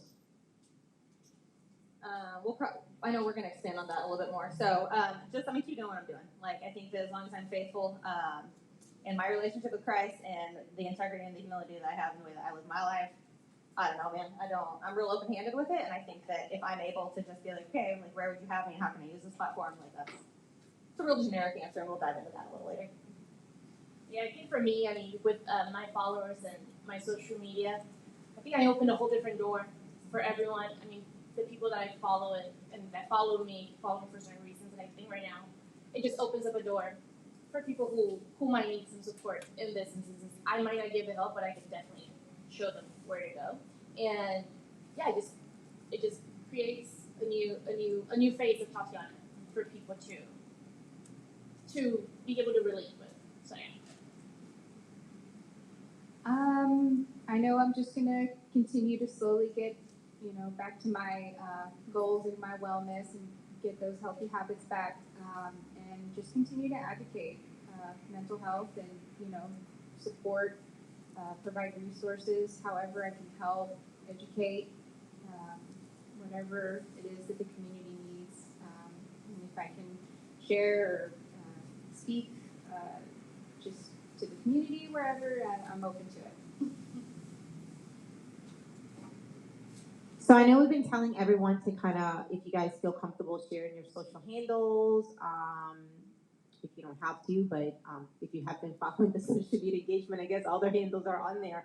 But just share your handles because we're still going to kind of keep the activity going and the wellness, physical activity and challenges going. And we're going to bring Rosa and Trish next. They're part of our women's team to wrap up this segment. Cool. So my organization is uplifted_movement, and we are only on Instagram. On Instagram, you can find me at Tats. That's TATSVCH. That's pretty much where you can find me. Same on Instagram, just Andrea Elevated You. Thank you, ladies. Let's give them a round. Thank you so much. We're going to bring our other two ambassadors, Rosa and Trish. Come on down. Come on down. Trish is just showing us this beautiful attire here. It makes me feel like I didn't dress up big enough. Welcome, ladies. Welcome. Come on in. Hi, Trish. I need someone to come. I don't want to feel alone over here to see. There we go. Get some water. So we have a few minutes to talk to you guys. And Rosa and Trish were also part of our 7 Women Ambassadors Wellness campaign on Instagram. So Trish, tell a little bit about what you do. And then Rosa, I want to talk about self-care because that's something that you were promoting as an influencer yourself. So Trish, tell a little bit to everyone your background and your fitness and your health connection. Good afternoon, everyone. My name is Trish, but professionally, my name is Patricia, but I go by Trish. So, I'm a healthcare professional by training, and I'm also a bodybuilder, professional bodybuilder. And I'm a mom, and I'm a friend, and I'm an advocate for women, for girls. So that's my platform, is to try to be an example for everyone to look up to. I know how hard I work, and I know what I bring to the table to help to influence women and young girls and the next generation. How I started in fitness is this. In 2000, when I came to the States in the 90s, I didn't have friends. And when you come from another country to the States, sorry to say this is not a friendly country. People are very mean. I have to find a way to deal and cope with myself. Because where I was coming from, you can sit close to someone like this and rub them, and here you have to distance. So that was extremely interesting for me. So that was a learning curve. So what I did, instead of falling into a bad habit, I decided to turn it around and I went into fitness. I started cycling. But our first fitness program I signed up for was Total Body Fitness, or Bali, if you remember that fitness center.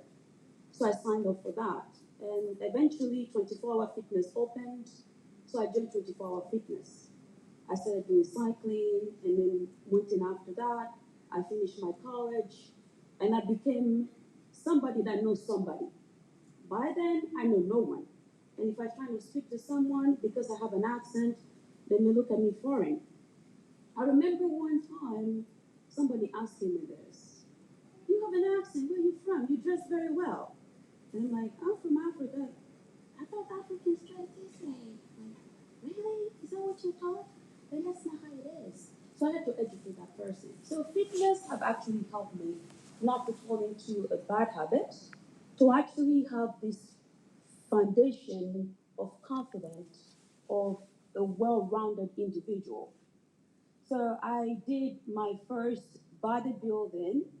Mind you, I came from Africa where wearing something like this is provocative. So I stepped on stage, my first bikini in public, and thousands of people watching me, and something that is this much covering your front and this much covering your nipple. And I'm walking down the stage.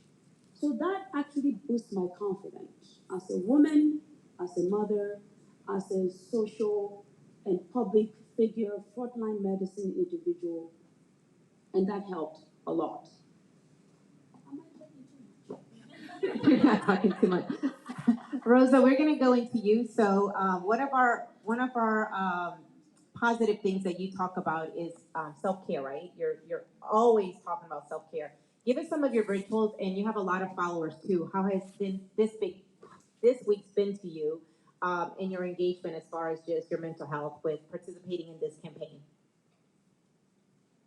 Hello, everybody. This week has just been amazing. First off, I do want to say thank you, Carmen, just for thinking of me and everybody else and giving us this opportunity to shed a light on mental health. I think it's something that needs to be talked about more. Promoting that, hey, if you're not okay, it's okay to say you're not okay. If you need to scream, if you need to cry, get it out, suppress it, because I think we can probably all say that we've been in those situations when we didn't, speak to what we were dealing with, and we're trying to, work through it in other ways than we should have, so. But as far as like just this week and promoting on social media and just self-care, taking care of yourself, the importance of that, it's been very rewarding. I've had so many people message me and tell me how mental health, is in their family, and they have some issues with some family members or maybe themselves where they've dealt with depression or bipolar disorder. Or I had someone else open up to me just out of the blue and saying, hey, I had to talk to my brother, and he was feeling suicidal and was threatening to take his life. And just people, because it felt like, I guess, promoting this, it made it a safe space where they felt comfortable to talk about it. So that was just really rewarding to be able to have those conversations. Hey, here are the resources, like what do you need? And just men too. I think there's this thing where men feel like, hey, I can't be emotional, I can't express myself. And it's like, no, if you need to talk or if you need to get something out, if you're going through something, that's okay to open up and say what you're going through so that you can utilize resources that you may need. As far as self-care, I'm somebody who deals with a lot of anxiety. I found that just pouring into myself in different ways, that was definitely a helpful resource to me, just to catch it when it's, as soon as I feel maybe an anxiety attack coming or just something happening, catching it right then and there, whether it's meditation, taking time for myself, unplugging from my phone, journaling, doing something nice for myself, maybe buy myself some flowers or go get a massage, just kind of pouring into myself to see what I need. So yeah. So Rosa was very competitive, and when she saw Tatiana was number one, she texted me like, what do I need to do? What's going on? So she partnered up with this yoga studio. I would love for you to share with the audience about that and kind of what that brought about, because that also brought community together, and we're helping local businesses here with our campaign. So please share that with us. Yes, I want to shout out Soul Tribes. They were one of our sponsors. So what they did was they offered free classes where you could take yoga, you could do meditation, you can do sound baths, which are all things that are really, really, really helpful. And transparency moment. I know when I had went into the studio Thursday, I had invited a lot of people, to come out, and I had just a little bit of anxiety, like, oh my gosh, is everything gonna go well? I need to be on time, rushing. And it was funny, like my energy was like slightly off, but then it was like after I did the yoga and did all those awesome breathing treatments and then the meditation, it was 25 minutes. It felt like 5 because it was like heaven, just breathe. Oh my gosh, that just helps, just taking those moments to yourself, 5 minutes inhaling, 5 minutes exhaling, especially if you're in the middle of like an episode or something. Those simple things, just taking a minute is so helpful. But shout out to Soul Tribes again. Torch Lifestyle, they just joined us. They're going to be donating some personal training sessions for a month, so shout out to them. And Soul Tribes, they're going to do a month worth of unlimited classes for a month as well. And I don't want to put him on the spot, but shout out to George. He's with Peak Performance. He made a very nice, generous donation as well. So shout out to all of our sponsors. Thank you for that. I wanted to join one of the yoga classes, but I will now that they're very excited to partner up with NAMI and just bring awareness and mental health and physical activity. So Trish, talk about your profession, right? Because you shared a beautiful story with me as we were kind of doing behind the scenes. Before the end of the show wraps, you guys will we'll be showcasing these beautiful videos that we recorded the last weeks with all our ambassadors. You guys will kind of know a little bit of each of the ambassadors, a little bit of their story, and they were visually capture that in a storytelling video. So you guys will be able to see that at the end. So you shared a story about with me as we were filming the importance of being represented, right? And for young girls to see that representation and that meaning behind that. I want to kind of showcase you do it all, right? The bodybuilding was something completely new. It was a culture shock because you're not allowed to wear a swimsuit, and that's what's required to get on stage. So talk about the young girls that you come across in your field and how you motivate them and encourage them that they can also have beautiful dreams and aspire to that. Yes, as a black woman, and when you walk in a patient's room, they're not expecting to see you. And when you wear a lab coat and they see the stethoscope, some people are flabbergasted. I mean, we see this every single day. And then when you open your mouth and you have an accent, that's a whole different level of things. So I come across a lot of young girls, women, men, they're extremely humble and respectful of me. So I came across this young girl. She came into the clinic and she came with her mom and her older sister. Her older sister has some gastro problem.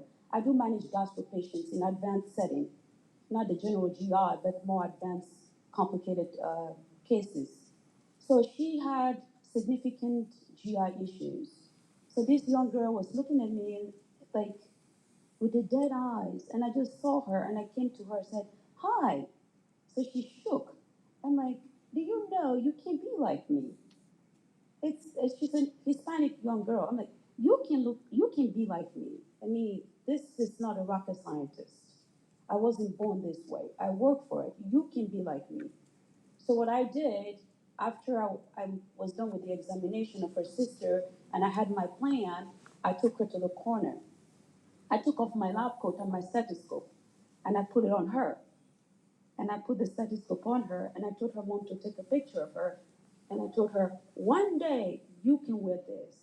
One day you can put on this stethoscope and you can change life just like I'm doing. And you can become an influential in our society. And the mom was extremely happy. And till this day, they still come and see me. They refuse to see my attendee now. They just want to see me. It's just an example of how we can help to influence a lot of people just by who we are, just by what makes us who we are. And there are many things we can do. It's a very sensitive subject when you talk about mental illness. It's very sensitive. It's like talking about obesity. It's something somebody don't want to hear about. And not everybody talks about it. In African community, it's like go to Jesus. In Hispanic community, it's you kill somebody, now you got problems. So not many people talk about it. When you see a sign as a human being, as our brother's keeper, we should observe who need help and reach out to them. I know how much time I reach out to people. Nobody was able to reach out to me. So what I did, I become like a superwoman. Since nobody can help me, I'm gonna be the one who help others. So that's what I'm about. I'm about helping others. I know sometimes people find women like me. I'm very private, I'm very quiet, but when I start talking, I'm not gonna shut up. But but the thing is, I'm very friendly. I just don't talk much. I just don't get too close to people because I don't really know they speak. Once I know you and you reach out to me, I hate to disappoint people. I will cross the ocean for my fellow man. But not everybody is willing to speak about this thing. It's easy to say people can't speak about it. It's not every community are willing to listen. And it's not everybody that is willing to open up and talk about it. And when you see a sign, it's our responsibility to reach out and explore and talk to the person. Once the person realizes you're reaching out to them, they are willing to open up. Because I knew nobody reached out to me. Even when I tried to reach out to people, they ran away. And here I am playing a superwoman in my life. So I will continue to do that.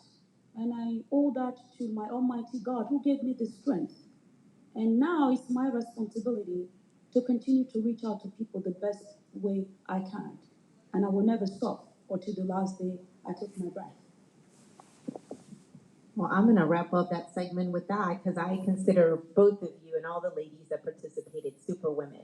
I know sometimes you don't feel, you're being valued or someone's paying attention to you and kind of making sure that you guys are okay. But I think you guys are doing something very beautiful. This campaign has brought a lot of positive engagement, and that's what we wanted, right? To have the conversation about mental health. So let's give a round applause for Trish and Rosa, and we're gonna bring in our next ambassadors. You guys are beautiful. We're gonna bring Lala back on. Thank you, ladies. Thank you. All right, so as we bring Lala back up, we're going to have we're going to show you a video because we had one of our panelists, Yaya. She's the owner of Marca Única. Couldn't be here, but she recorded a video for us. So we want to kind of showcase that video. And she was one of our women's panelists. We wanted to highlight individuals, community leaders, especially during this month, that are very, very special and engaging to our Latino community. So we're going to be showing the video of Yaya, and you guys just watch, and then we'll come back with Thomas and Elizabeth, and we're going to talk about our NAMI walks for 2021.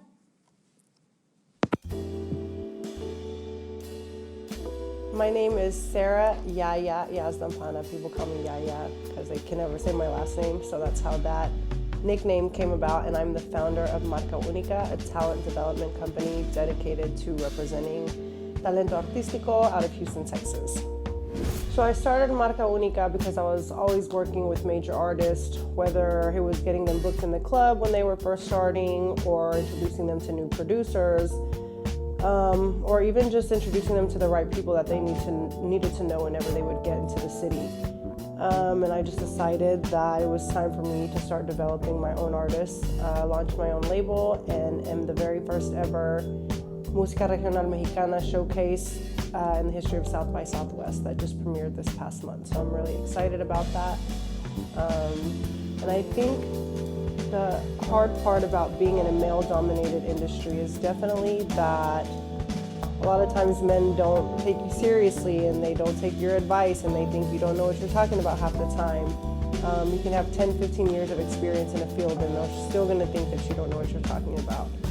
So that's definitely been a challenge, and I've just overcame that really just making sure that if it's a room full of men, that even if I get overlooked, I introduce myself to everybody in the room, even if they're not willing to introduce me, and I think that's one of the main things that I've learned to do over the years. I think in the Latino community, we don't really talk too much about mental health. We kind of just sweep our feelings under the rug, whether it's in fear of getting made fun of or people not taking a problem seriously, and I think it's really important if you're unable to find a therapist, or whether it's because you don't believe in therapy or you're unable to afford a therapist, it's important to find somebody that you can confide in, whether it's a family member or a friend, somebody that really just can listen to you. There's times that's all we need, is somebody that can just listen to us and hear us out and hear us vent. And sometimes that small conversation will definitely go a long way in preventing us from just exploding and making a problem or situation worse. Hey you guys, my name is Sarah Yaya Yazdampana, founder of Marca Única. I'm so sorry that I'm unable to be there for today's virtual event, but I wanted to wish everybody watching this a happy Women's History Month.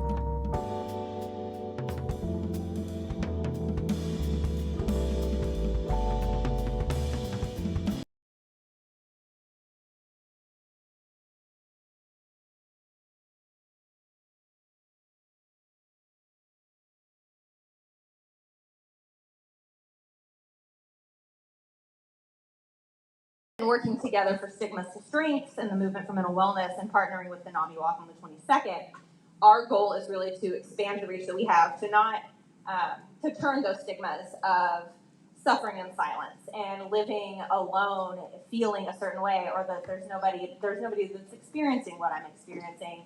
And so what we do is we try to use fitness as a way to combat that. And so it doesn't mean that after every workout you necessarily feel 100% better. But you've left something on the floor. You've brought something and you've laid it aside. You're not in your element. But also it's for the person who just can't get out of bed, or is dealing with postpartum depression, or is just so anxious that the thought of leaving their home just is really debilitating. And so we want to celebrate those wins as well. We don't want it to just be, hey, did you PR in the gym this week? No, man, like you got out of bed and you called your friend because you were so, because I've been that person. I've been that person that just like is sitting on the floor of her room because all she wants to do, she doesn't want to die. She just doesn't want to feel that way anymore. And so just being able to shine light on those people is really what we're striving to do, thanks to y'all. And what got you guys into this? Like, is there something that you went through, or is there like a reason behind that you want to be a part of this and help people in that way? Yeah, absolutely. Great question. Elizabeth just touched on it a little bit, right? Mm-hmm. So through personal life experiences. Yeah. And that's one thing that through this week, and honestly, well before this week, we've both been involved in aspects of our communities where we've seen the unseen. And I think that's the big piece for us is mental illness. You know, this is something I'm going to take this second to talk about. I've raised money for a lot of different nonprofits. October, I did a fundraiser for breast cancer awareness, right? By myself, raised $2,000. You know, everybody understands cancer and everybody's been touched by cancer. And it's a topic that when you bring up, everybody shakes their head and says, oh, yes, I understand. You know, well, mental illness, when you say that, or mental imbalance, when you say that, right? People go, And there's a lot of people that are not comfortable acknowledging the fact that they know somebody that has got a mental imbalance or a mental illness, you know, and it affects everybody. You know, it affects my family. It's affected me. You know, I can talk about a time in 7th and 8th grade where, you know, I did not want to get out of bed every day because when I did, I had a skin disease that caused my back to bleed every single day for 4 years. You know, getting up and knowing that every single day was going to hurt, the worst pain of somebody's life, every day. I had to go to school and deal with that and tolerate that. People are dealing with that right now. You know, 2020 left a lot of people searching and trying to figure things out. But 2020 wasn't an exception. That's just been the case. You know, so for this movement for mental wellness, taking stigmas to strengths, you know, is more about uncovering what has already been, you know, and taking people that are at the pinnacle of who they are in the fitness community, like you saw this week, you know, and making you realize that there is so much more under that surface, you know, and every single person is worth moving for, you know. So you will see our hashtag I move for. Who do you move for? You know, you move for yourself because sometimes you just need to move for you, and sometimes you need to move for your brother Andrew. Sometimes you need to move for your parents, you know. But it's all about moving, you know, because every day you're worth it, right? You know, so that's what it's all about. It's about the collective life experiences that have, you know, in both of our lives, had us face down on the floor at times. Mm-hmm. But we've also had times in our life where we feel like we've been at the top. And I think everybody in this room and everybody that's watching right now can relate to that. So as we get into April, as we head into May, we're doing the NAMI walks as a part of this, as a big partnership with NAMI. Get up. And if that's all you can do, I challenge you to just get up for the next 30 days and we'll support you in that. But if you can lift 1,000 pounds, lift 1,000 pounds. If you can run 10 miles, run 10 miles. It's just about moving and moving for a cause. I think, like you were saying, that mental is a scary but strong word, but it's real. And I think that we all go through our own mental, you know, thought process, whether it's work, friendship, family, money, whatever it is. So I think it's something great that you guys are bringing the word to people that it's okay to talk about it. It's okay to use that word because we all go through it. Yeah. So yeah, for sure. And we, like, one of the things that I know, I'm going to wrap this up here in just a second. You know, one of the things that we really drive home at Uplifted is every other week we do an Uplifted Stories. And I think that kind of was birthed out of my background in social work and just feeling like I live in Cinco Ranch. So like, I feel like that's kind of an environment oftentimes where we're just like so busy. It's like, where are our kids going? Where are we running somebody? How long are we waiting this Chick-fil-A drive-through? Like, come on, like people are living a life out here. Mm-hmm. And so the people that you're seeing on Target at the dollar bins or whatever it is, they have a story. Like, you would look at Thomas or you would look at me. by and large, and be like, they might have it together. Elizabeth's sneaker game is 100, but the rest of them might be falling apart. And so we want to bring people and give them a platform to be like, no, like I appreciate the fact that like you see me, and you're going to give me an opportunity to share like what I've been through. Thomas's is going to air tomorrow night. I've been fortunate enough to interview like one of our board members' stepson that was just real open about his drug addiction. It's just like the great equalizer, really the thing that will string us all together besides fitness really is mental health. And so there's more, I believe, that unites us than divides us. So I mean, like, come on with it. So what you got, Neil? I got a question here for y'all.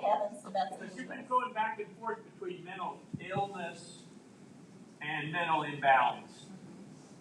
And I'm just sort of wondering whether mental illness gets treated differently than like the flu or than stage 1 cancer or any other physical state that is that's not worked with, right? And if you don't work with it, it gets what?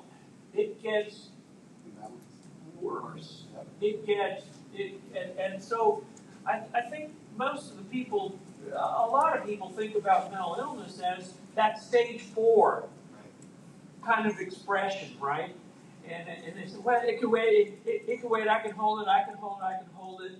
And so I was just wondering for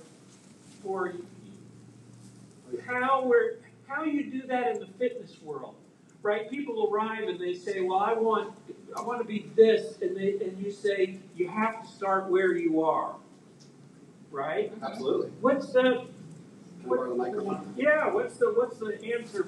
What's the way of talking about this? Dr. Neal, mic drop, right? So, in the fitness world, and mic drop. Dr. Neal did a mic drop, everybody. So this is the root. This is the root of the topic, right? So when it comes to the physical world, the physical fitness world, you know, and mental illness, I'm going to tie the two together because this is the whole point of all things that we're doing and leading up to as we get into more of the movement for mental illness. Somebody walks in, I've been managing health clubs and athletic facilities most of my adult life. And when you walk in and you say, hey, I have a goal to lose 30 pounds. Here's the deal. There is nothing healthy that you can do overnight to lose 30 pounds. So if you're watching this and you are about to buy something off an infomercial that makes you think you can, stop, do not do it. It's not the way to go. Because what you have to do is you have to realize where you are in the moment. And you know what? You're just having a moment, and it's okay to have a moment. But what you do is you start taking one step at a time. One step at a time. And that one step very well could be, especially if you walk into a health club environment or a fitness world, is start drinking more water. Or instead of eating fried food, you ordered something grilled, right? You take little steps. You know, mental illness is viewed as, oh my gosh, you're sick. Well, I'll just, in all reality, in 2019, I went through a personal experience that just broke me. Broke me. But there was a catalyst leading up to it. And if I had known about the resources and the education that NAMI provides, as an example, you know, the resources and the actions that we are hoping to provide with what we're doing with Uplifted Movement, what I'm doing, you know, I could have said well before that, hey, I need help. But there's this thought process that I have to be tough and strong, and I have to be strong immediately and all the time, which is just absolutely not true. So if you are sitting there and you're having this moment of self-doubt or self-depression and you feel like it's not important enough or not big enough to get help, well, while you're just a little imbalanced in that space, it is okay. And I'd rather you stand up and say, hey, I'm feeling a little imbalanced and I need to talk to somebody. Because mental illness is when you have delayed all the way up to the point where you're at a spot. So that's where we are. Yeah. So in a way, NAMI could be part of a fitness program. Come on. It could be a part of the resources that we all store up because those times are going to come, right? And if we come to it without any tools in our then yeah, you know, It could break us, as you said. And I mean, this is an ongoing conversation. Like we'll pivot here and we'll get this ball rolling. So I guess we'll give it back to Carmen here. And thank you so much. Thank you, Thank you, guys. Neil. I appreciate it. Dr. Neil, mic drop. Yeah. Thank you guys so much. Thank you.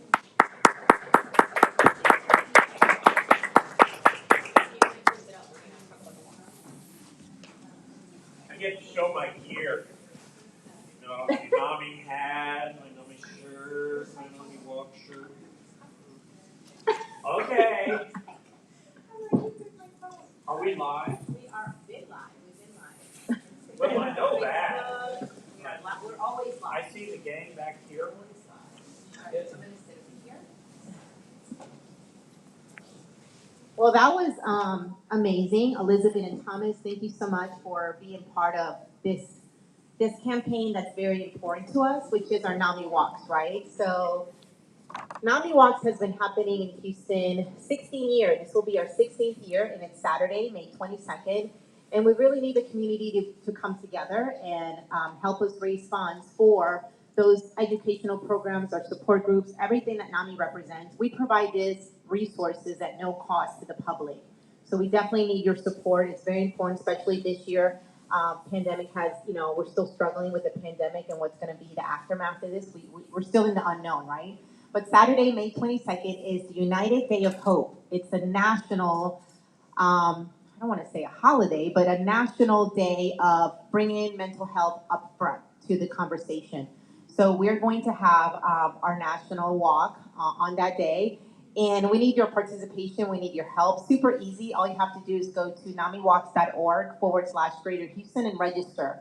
And I would love for Dr. Neil to tell us a little bit about the NAMI Walks, and because he's been the top fundraiser in I don't know how many years, so he is amazing when it comes to fundraising. So a lot of people really don't know how to participate, but number one thing is register.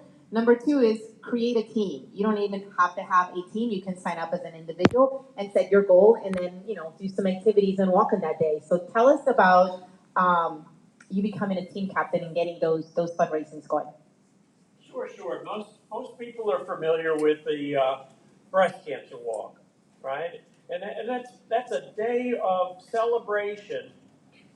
And for the entire month or two before that, people are raising funds so that you arrive at that day and you accumulate a whole set of community awareness, but also fundraising that goes forward. We work with the Alzheimer's Association as well. Similar idea.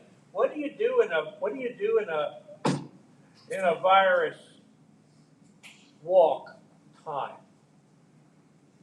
You do the same things that you do in the build-up to the walk in terms of awareness, but you have a virtual walk, and we will, with the help of our marvelous tech crews here today, we will stop in at small events all around town that are doing their time.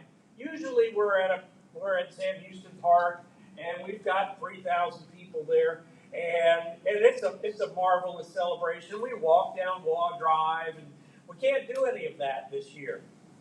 We can't do any of that. But the most important thing about that day is the acknowledgement that we are not alone, that mental health is important, that we are together. We're having kind of a NAMI Walk celebration moment right here in this room today for people who are saying, man, we are together. We are together in making each of our little steps forward so that we can support mental health wellness. And this is a community level. This is not government funding to providers, or it's not private insurance to providers. It's the services that NAMI provides free of cost to the user. And so what we're asking is that if you could get on NAMI.org, get on NAMI-GreaterHouston.org, and register a team. And work on activities that you can do over the next month and a half, 2 months, that build the awareness of your team, recruit members, and remember that this is not just a fundraiser, it's also a friend raiser. It is also a moment when we find out that we get to say, all the panelists have been saying, man, once you start talking about this, then you find out that somebody else is in need.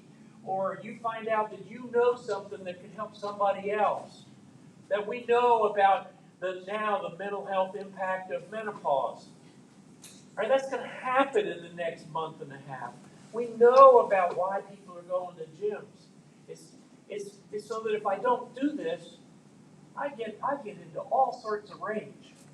Or if I don't dance and it's cut out from me, that I begin to decline. I begin to be separate and alone. Now this is our work for the next 2 months. I am pleased to tell you that this morning we have a $250,000 goal for the walk, right? This morning we passed $60,000, right? This is in play. We're going to be talking about this for the next month and a half, and we're going to be building the momentum. And everything that you do, either by joining a team, you don't have to walk on this deal. Does everybody know that? You can be a virtual walker too. You can support the team. You can join any team that you want. As Carmen was saying, Greater Houston for the last 7 years has been among the top 5 affiliate organizations raising money through NAMI Walks. And because of support like that, last year we had the 4th largest fundraiser for teams on the spring walks in the nation, right? And so we have this momentum, and we don't want the virus. We don't want the COVID. We don't want the disproportionate impact of mental health. It's risen up. We know more now, right? We know about those who've been forgotten. We want to use that knowledge so that we create more energy rather than create more hopelessness. So I'm really going to give the mic back and stop. But gosh, if you can also get great. You can also don't worry about your outfits anymore. You can get hats. You can get shirts. You can get jackets, and they can carry it through virus seasons too. So. Thank you, Dr. Neal. Thank you. Yes, Thank you. NAMI Walks, NAMIWalks.org/Greater Houston. Just like Dr. Neal said, we need teams and participants. We were very excited as our goal is something that we want to achieve to help the community.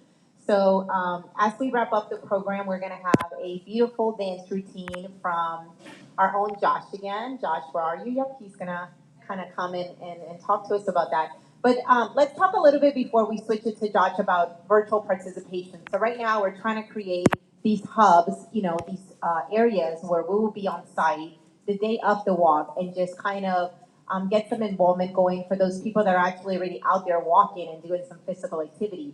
But if you still also want to participate virtually, you can. So that just means you participate on that day, whether you're cycling, whether you're biking, whether you're walking around your neighborhood, any type of support, that's the day to do it on. You can follow us on social media, NAMI Greater Houston, Facebook, NAMI Greater Houston, and we'll be sharing more information on those social media engagement. So before we wrap up, we're going to have our Josh get back on stage and do some performance. So Josh, let's take it away.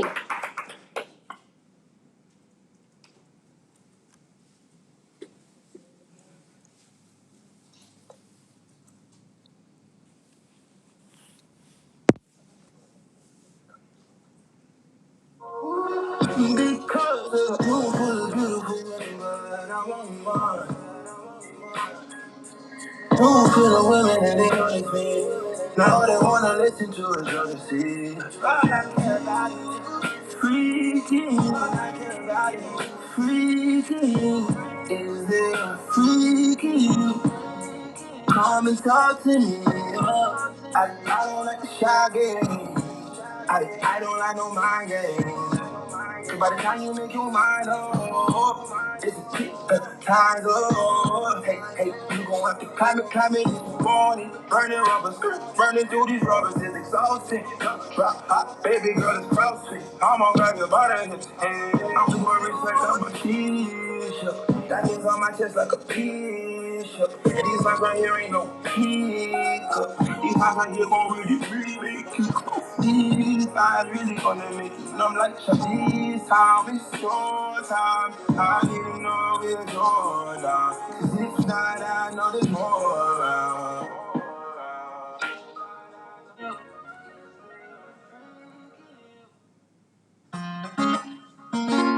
Yeah, yeah.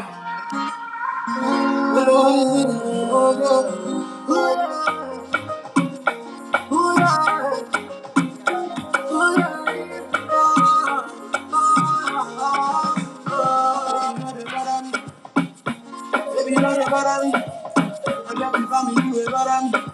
Girl, I let you walk where they bother me. Baby, you know they bother me. Baby, you know they bother me.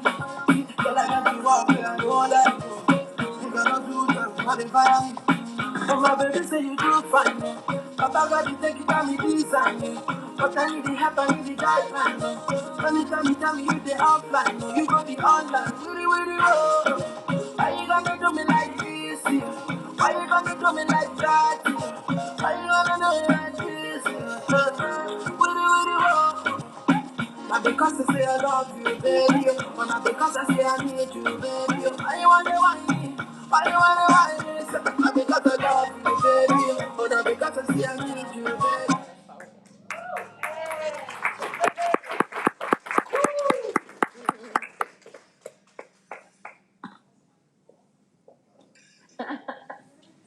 That was awesome. You guys watching Instagram Live.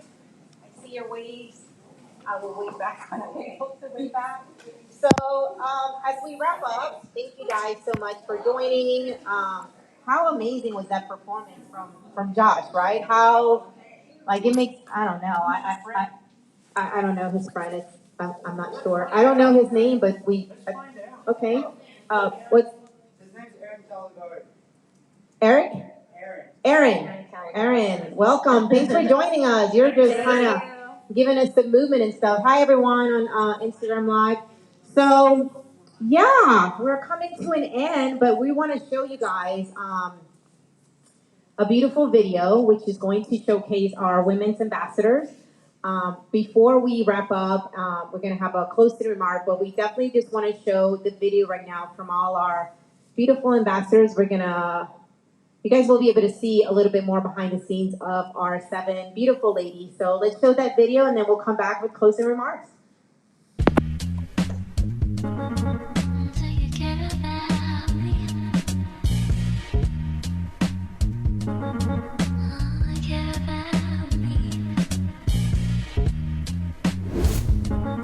Fitness has impacted my life and the ability to allow me the time and the space to just kind of do me. You know, it's that 1 or 2 hours each day that I have to just dedicate solely to myself. I'm always around people as an educator. My kids are always home. I'm always around people. So that's basically my self-care time. And what other way than working out? I do other things, but that's basically the best avenue that I have to kind of dedicate solely to myself. I'm so used to going to the gym not really every day, but several days a week. And at home, you know, I don't really have a whole lot of equipment at home. At least I didn't think I did. Until, you know, I was forced to work out at home. I started finding little workout bands, weights and things that I've never used. I've had for like 5 years. I've never used them. So yeah, it was just a lot of creativity and making you space and making you step ahead of home.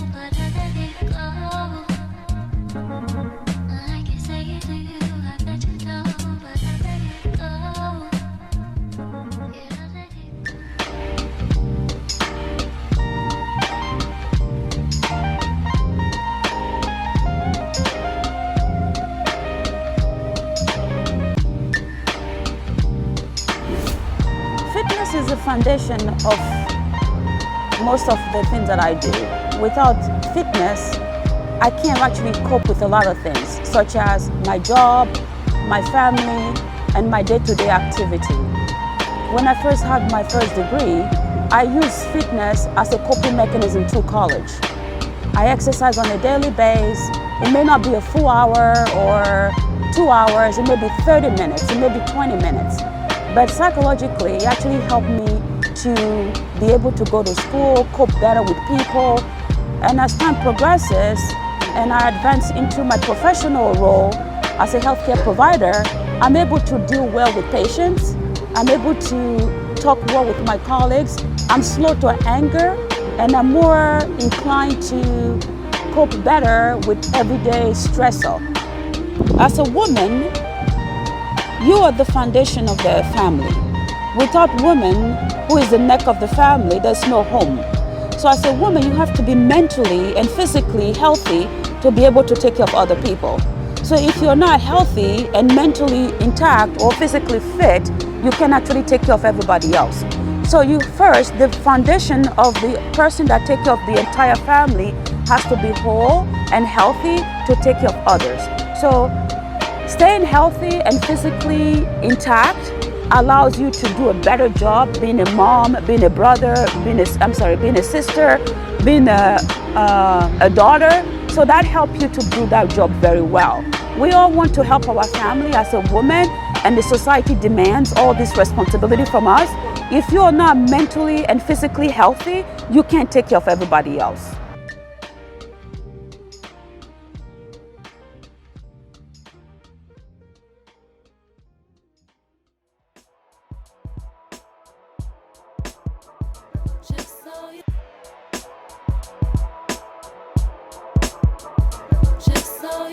Hi, I'm Tatiana Vasquez.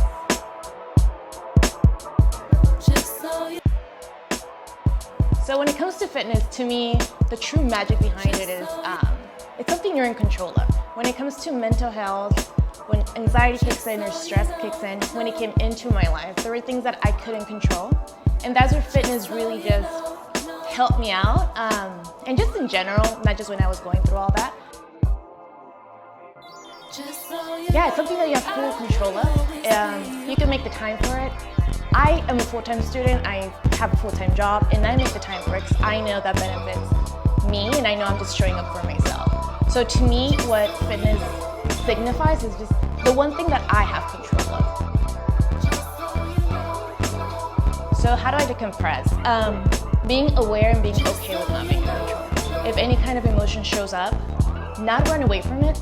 I feel like that's the main reason why people really just stay in that hole of depression and anxiety, because you just want to get rid of it, and you have to feel it, and you have to live it, and you have to let yourself surrender to that emotion and then let go. So I make sure if I need to cry, I cry. If I need to scream, scream. If I need to talk to somebody, I do that. And then my way to kind of decompress, for me personally, is meditating. That has been a savior when it comes to battling all of those demons that we have. Meditate. To me personally, meditating, working out, that's just how I run out of it.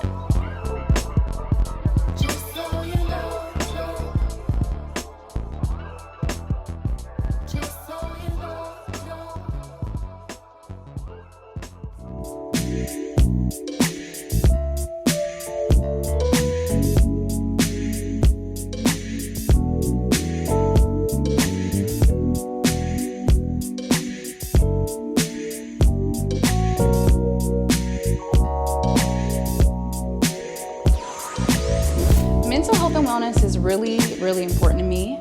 It's something that I definitely just make sure mentally that I'm checking in with myself on a regular basis, just, hey, Rosa, how are you doing today? You know, like seeing what I need and whatnot. I would say this past year has just been very difficult for everybody, being in a pandemic, dealing with racism. You know, we just had to recover and deal with a freeze that we didn't expect, you know, the outcome with water being shut off and not having electricity. So mentally, I think that was really challenging for a lot of people.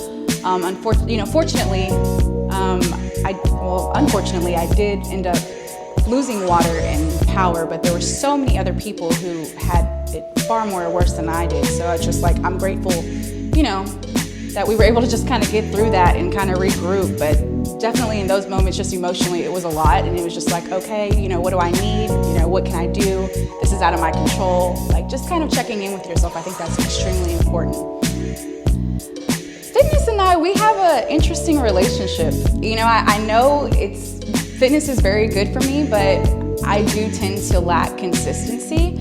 But I do find that when I do tap into it, whether, you know, it's dancing or if it's going for a walk or just, you know, getting a little activity in, I notice I do feel better. It's like there's that slight little dread there, like, oh, I don't want to do it. But then it's like once I get going, it's like, oh, and then after I'm like, dang, I feel good. I'm so glad that I did that. So definitely staying active has a great impact on my life and just how I feel. If I call for you, will it feed the flame when it already breaks us in two? Hi, my name is Andrea Estrada, and I'm a licensed professional counselor and a certified life coach. Fitness and working out has changed my life in so many ways. I always was into working out, staying fit. I just liked how it made me feel, and I liked, you know, feeling good and looking good. I got into bodybuilding competitions, which kind of relit my childhood dreams of being a model.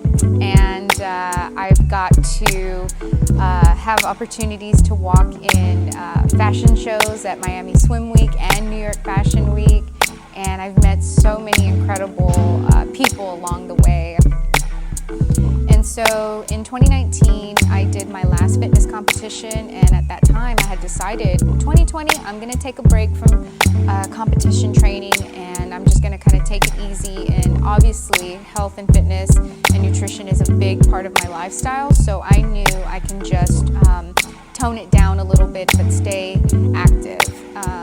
And so by the new year, I was itching to get back in the gym after I'd taken my break, and I tried to basically start slow and work my way up to rebuild and regain the strength that maybe I've lost.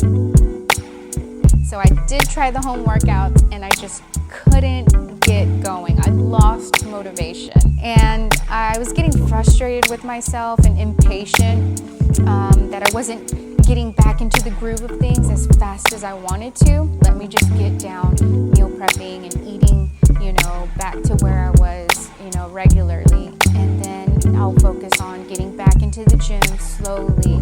And sure enough, I'm back in it, and I feel so much better. And if anything, I appreciate going through that, quote, off bad time, because it made me appreciate, like, wow, how much fitness is so important, and it really does make a difference in your mood and how you feel about yourself. So it made me appreciate living that healthy lifestyle, how much it's meant to me.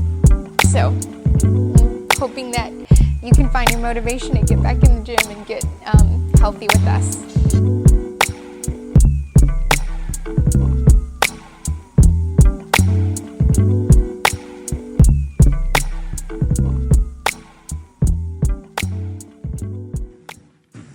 You know what? Y'all peep this.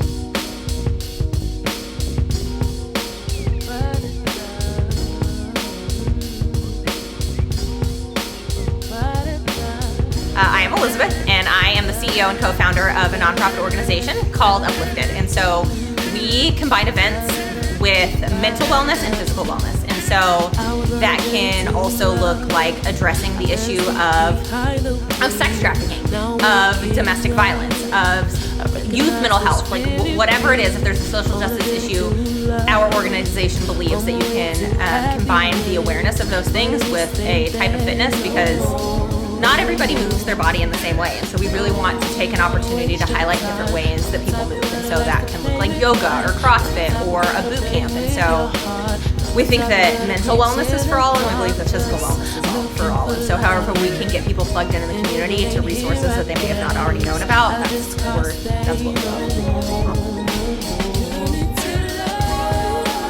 Fitness for me has not been something that has necessarily been constant.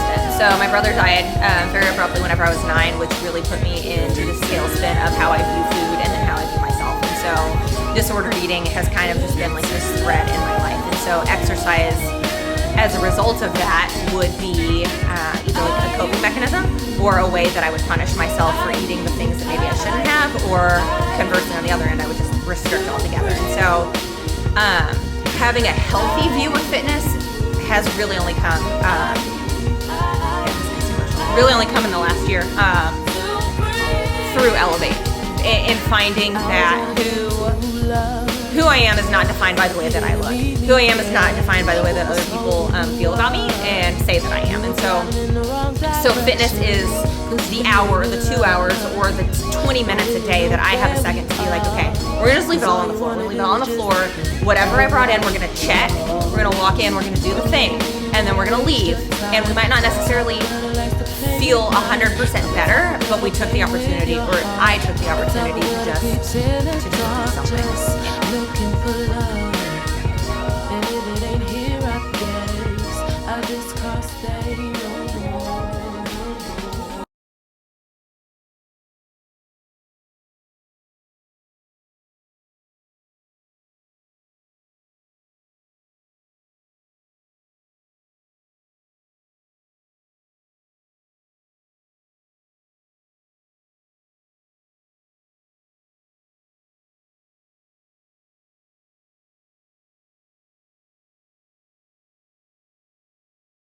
Has Carmen done a fabulous job today? Hey, yeah. You said let's wrap it up, so I'm going to wrap it up by saying, are we there? Has Carmen done a fabulous job today?